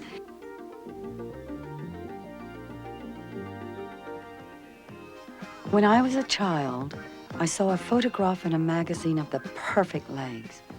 4 coins were placed between the model's legs at the places where a woman's legs should touch. At any age, you can not only acquire that look, but can surpass it. But I still think it's a pretty silly way to carry your money around. Now for the wonderful behind and hips. Sit on your right side with the right foot 8 to 10 inches from the body. The left knee should be even with the left hip. Roll the left hip forward, pointing the left knee into the floor. Keep the left hip where it is. Put the left hand on the bar. Tighten the behind, tip the pelvis up, which brings the foot down. At first, you will have to lean to the side.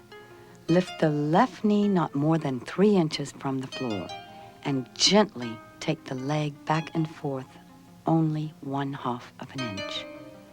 Now, do you think you can do 100 of these?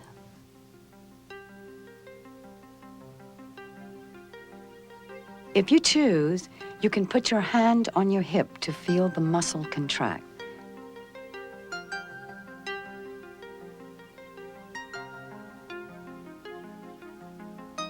The left hip does not move.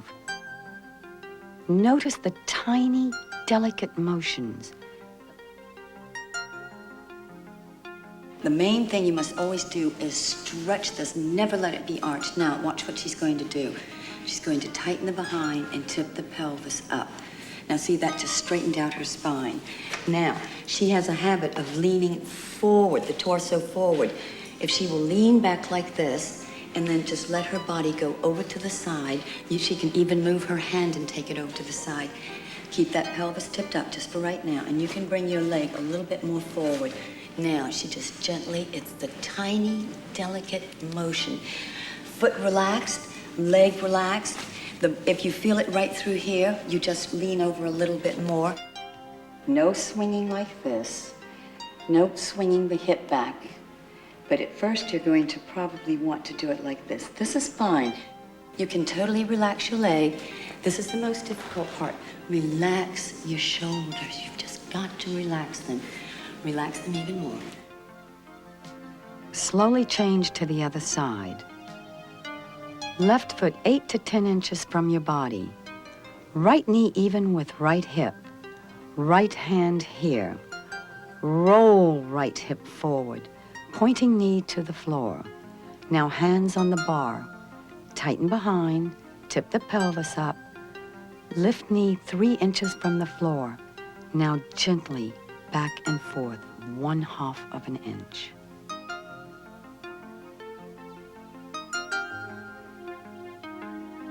You can lean over on your sofa, your table, anything you want to. The stronger you get, the more you will automatically start going up. Now you'll hit a point to where you'll be so strong that you won't even need a bar to hold on to. And this muscle is so powerful that it's working on this entire area right through here. That's what gets the hips down to where they look like they disappeared. It works on this area right through here, all through here, and it gets the behind to be that precious little peach.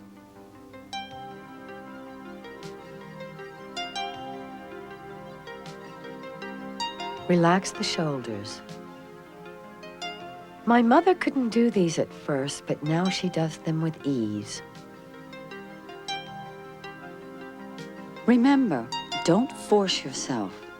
Take breathers when you have to.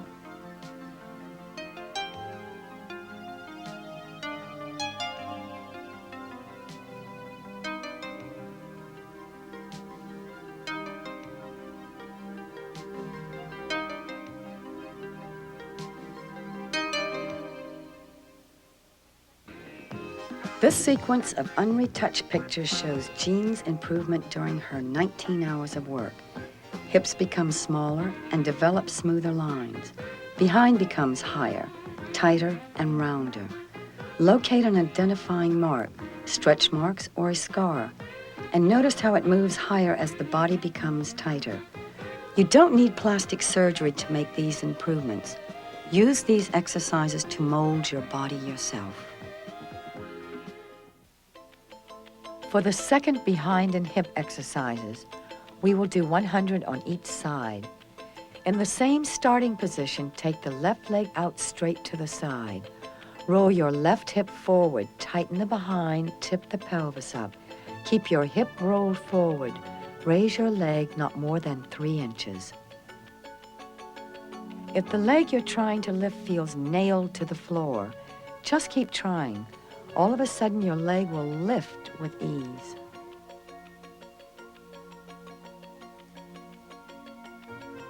If you bring your foot over like this, like I said before, you'll transfer to your thigh muscle.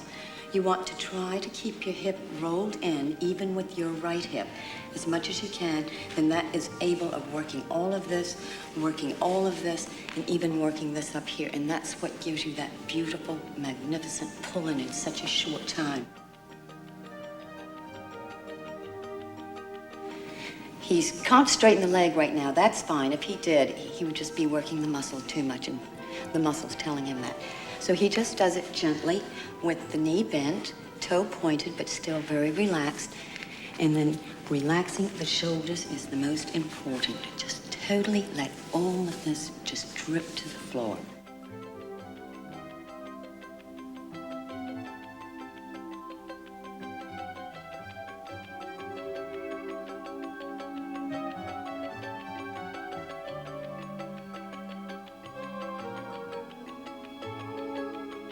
Switch to the other side. Again, 100.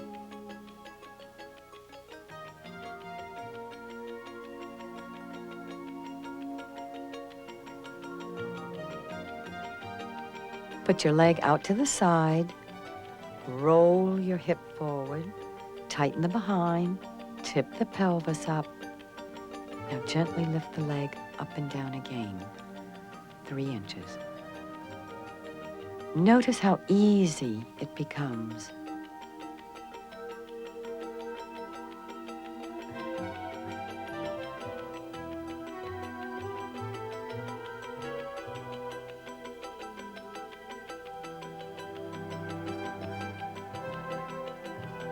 It's not important to take your leg back. The important thing is to keep your hip rolled forward. The more you take your leg forward, the more you will be able to tip the pelvis up, which stretches the spine even more.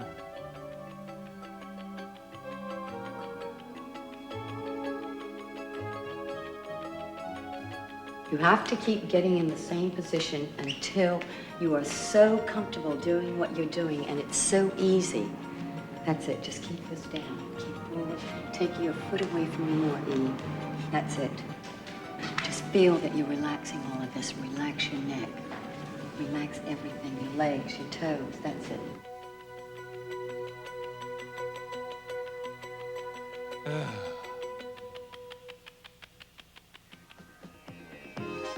Now, let's talk about the bottom line. The perfect bottom line runs on a level from the pubic bone to the rear. You'll notice that my behind is even higher than the line. In Callanetics, we don't use scales. We measure progress with the bottom line. Let's stretch and lengthen our muscles after they've been contracted. Take your legs as far apart as you can. Putting your hands behind you, push your pelvis into the floor.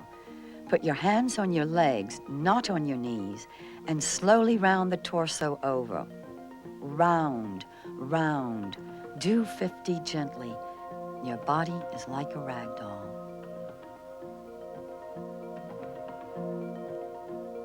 Go over at your own pace. Don't take your body over too fast. Don't jerk. Do not put your hands on your knees. Putting your hands on your knees is pushing down too hard on them. So either put your hands here, even if your legs are bent like this, you just go over gently, and then you take the head down very gently. Or you can do like this, and take your elbows out, and just gently. Remember, everyone has a different stretching ability. Don't judge someone else next to you. Their stretch might always be more than yours. Just gently let your body go a half an inch up and down, or even a quarter of an inch. Your muscles will stretch when they're ready to stretch, not when you want them to.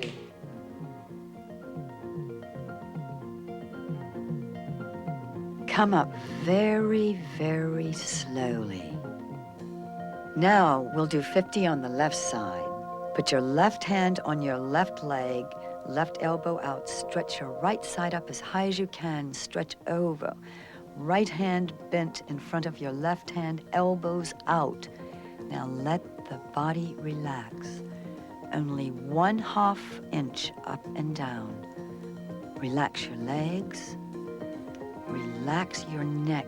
Let go of your neck. Your body is a rag doll.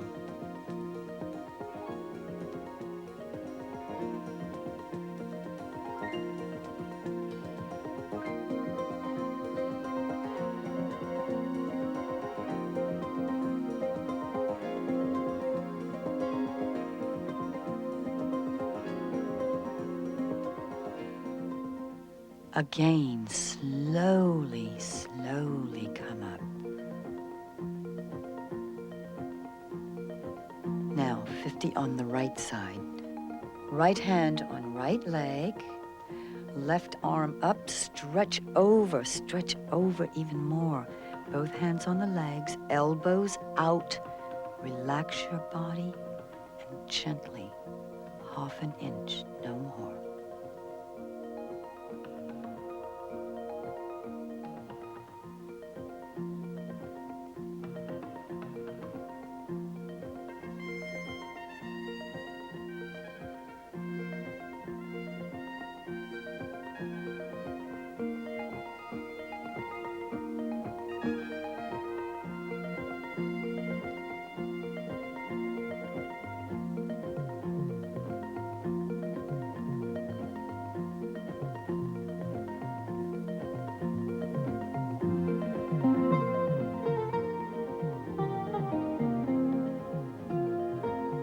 Now we'll do 50 with the legs together. Put the legs together, turn the toes up. Put both hands below your knees or above your knees. Take your elbows out to the side. Feel the stretch between your shoulder blades. Let go of your neck. Do not move any more than 1/4 of an inch. You let your hands rest here. You are working at your pace. The muscles are stretching when they want to stretch. Then you just gently let your head go down. Don't tighten your neck. You must always let this be totally relaxed. You're like wax melting into the floor. Do not lock your knees or push them into the floor.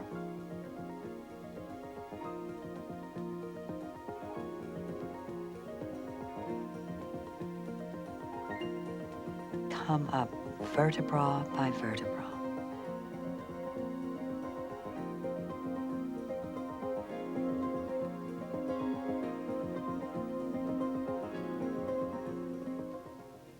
We're going to do my favorite, the lower back stretch. We're going to do 50 on each side. Lie flat on your back, elbows out to the side. Gently take your right leg up. Now very gently take it over as far as you can, no forcing. Let it rest there. Now gently go up and down 1/4 of an inch or 1/2 of an inch.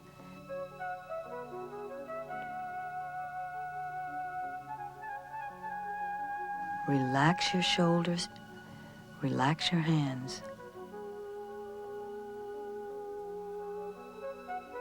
You will feel it across the lungs. You will feel your lower back stretching. Gently, no more.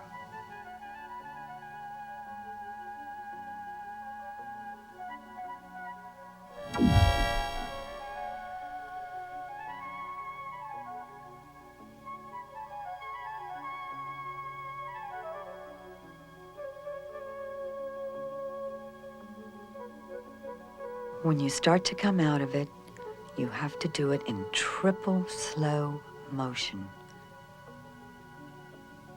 Very, very slow. Left knee up, left leg over to the side. Relax your legs. Don't let the elbow come off the floor. That is jerking. That is too much. Do not let the foot flop to the floor or twist. Your foot will go to the floor when your lower back is ready.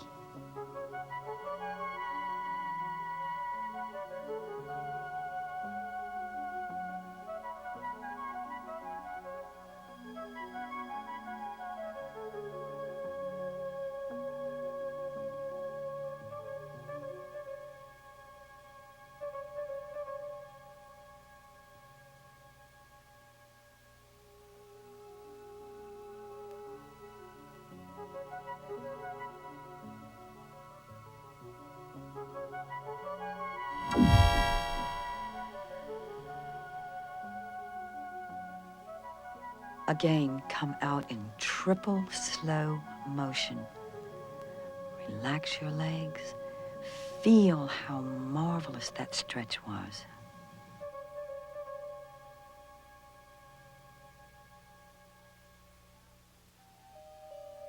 And now the exciting pelvic rotations. We will do 10 on each side. Sit on your heels with your arms stretched towards the ceiling.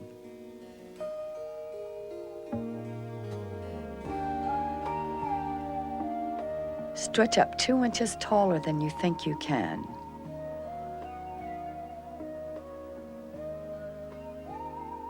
Raise your body 3 inches off of the heels. Take your hip to the right as far as you can. Slowly move your pelvis to the front. Now take your hip to the left, then take your behind to the back to complete the circle.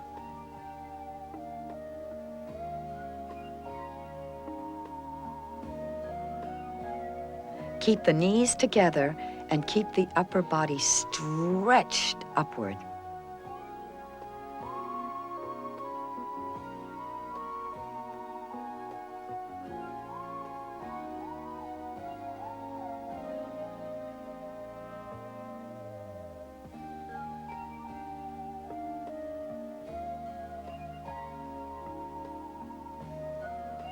Stay in the same position. We'll do 10 in the opposite direction.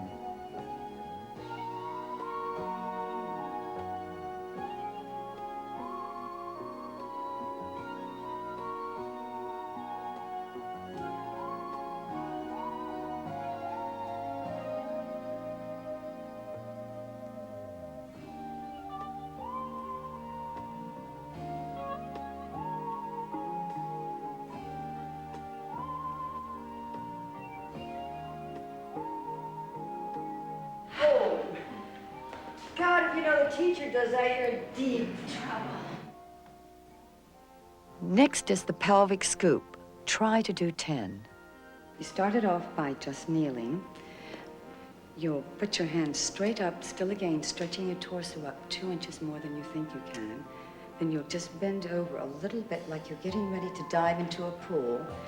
Now, you do not push your behind back like that. That's the mistake. Everyone makes it first. You're just like this. You're stretching your spine down towards the floor. That's why you bring your shoulders over forward. Then you just gently go down. Just when you touch the heels, you tighten the behind, tip the pelvis up, and then go straight up very, very gently, stretching your torso up again. So here it is. You bend over, stretch the spine down. Feel that there's no pressure on your back whatsoever. Just when you touch the heels, you tighten the behind, tip the pelvis up, and go on up. Just bend over like this if you get pressure on your calves. You cannot have pressure on the calves. So you'll bend over like this, and then you'll go down like this. And then you'll tip up. That's it, and keep your hands forward. Do not pull up with your stomach muscles when you come up. Do not arch your back. Your inner thighs are lifting you up. The torso stays straight.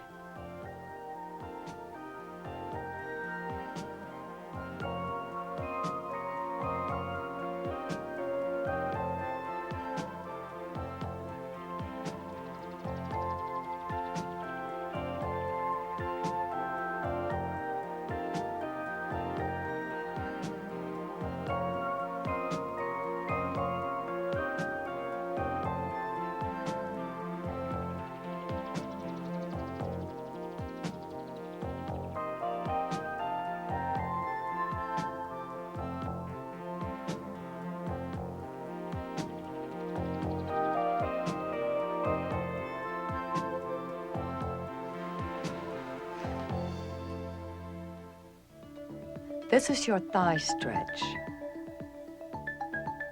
Now we're going to put our hands in back on the floor, just gently go down. Now, tighten the behind, tip the pelvis up as high as you can while you're still sitting on your behind. Now, tighten the behind even more, tip up as high as you can, and then just gently, a 1/4 of an inch motion up and down, relaxing your head, shoulders, and stretch your neck out. Do not take your neck to the back like that. Just keep it straight. This stretch does not get the behind tight.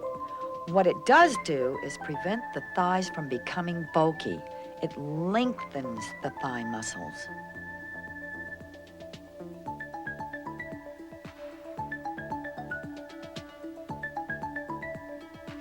It seems like there was a lot of fear about Just keep pushing. Try to relax bulking your up. shoulders, your neck, your hands, your feet, your knees, everything. In fitness programs aimed at women.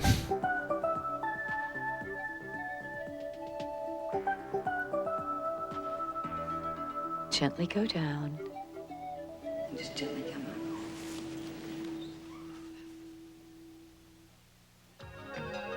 This is my special exercise. You have to work out, you have to be fit, but you cannot have any muscle mass. Place the arches of your feet around the legs of a chair. You're going to try to crush them by squeezing your feet together. It's important not to put pressure on your lower back, so don't sit up straight, don't lean back. To relieve pressure, lean forward and put your hands by your side.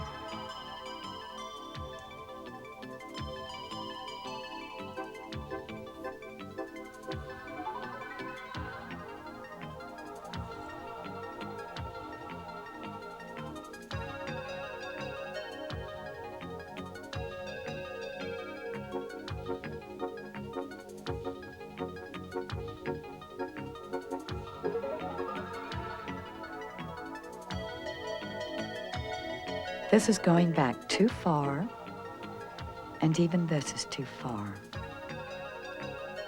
Rest your shoulders, let them droop. Do not hold your head up. Just totally relax and slump the torso. A woman crushing a chair between her legs was rejected by the content filter. Come on, give me a break. Squeeze.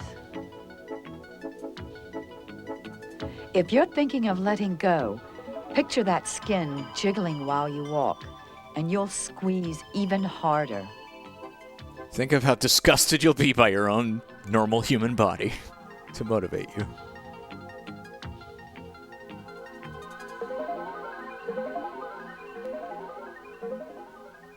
So that's the 1-hour Callanetics program.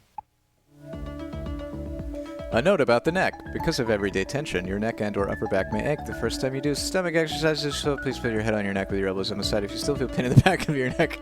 After the... If you experience neck pain lasting longer than 4 hours, please consult your doctor.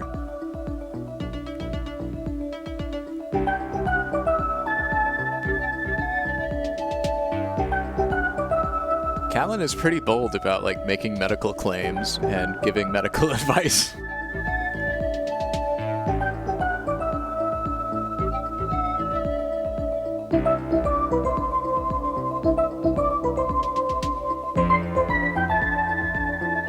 It's a good song though.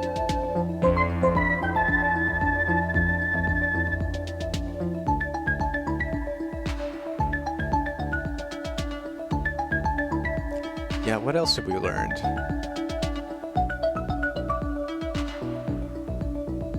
Callan Pinckney was a real Renaissance woman.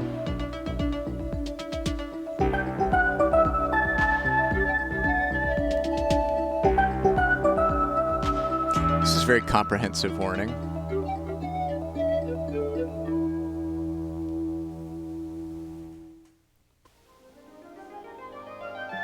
Callan Pinckney. Naturally. Born with spinal curvatures, she wore leg braces until she was 7. Naturally, she went on to study classical ballet. Naturally. To the manner born, she was presented at the Savannah Debutante Cotillion, a 9th generation Pinckney. This is great. Naturally, she ran away to sea. For over 11 years, Naturally. rucksack on her back. She adventured round the world. Her travels took their toll. Damaged her spine, ruined her knees, and in her search to remedy these hardships, she became first a student of fitness, and upon her return, a teacher. Naturally. Callan Pinckney, creator of Callanetics, an American original.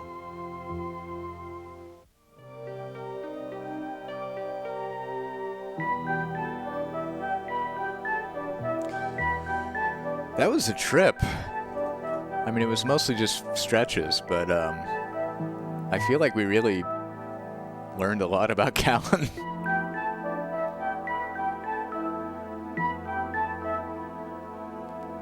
Yeah, thank you, Bella Bunny, for sending this in.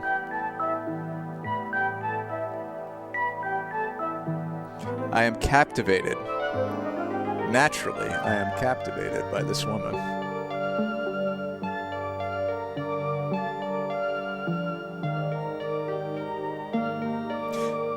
She had a fashion designer, I guess Randolph Duke, designed Callan's signature orange leotard. And he gets a credit for it. It's amazing.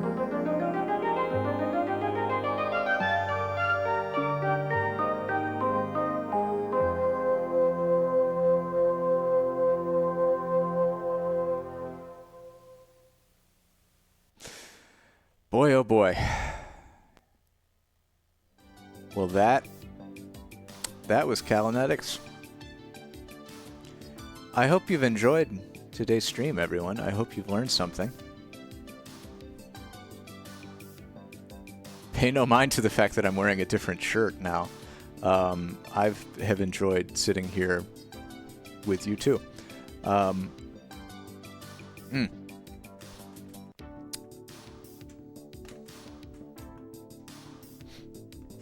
Thanks very much for being here, everybody. I will let you go and enjoy your week. Happy Monday to you. I will see you back here 10 a.m. Eastern on the 28th of August, a week from Wednesday, for broadcast 102 of Golden VCR. Until then, peace out. Oh my God. Oh shit. Sorry. Look at that label. Look at that. That's the most beautiful VHS label I've ever seen. So bold. Yes. Well, goodbye to you all. Have a lovely week, and I will see you a little ways down the road here. So demure.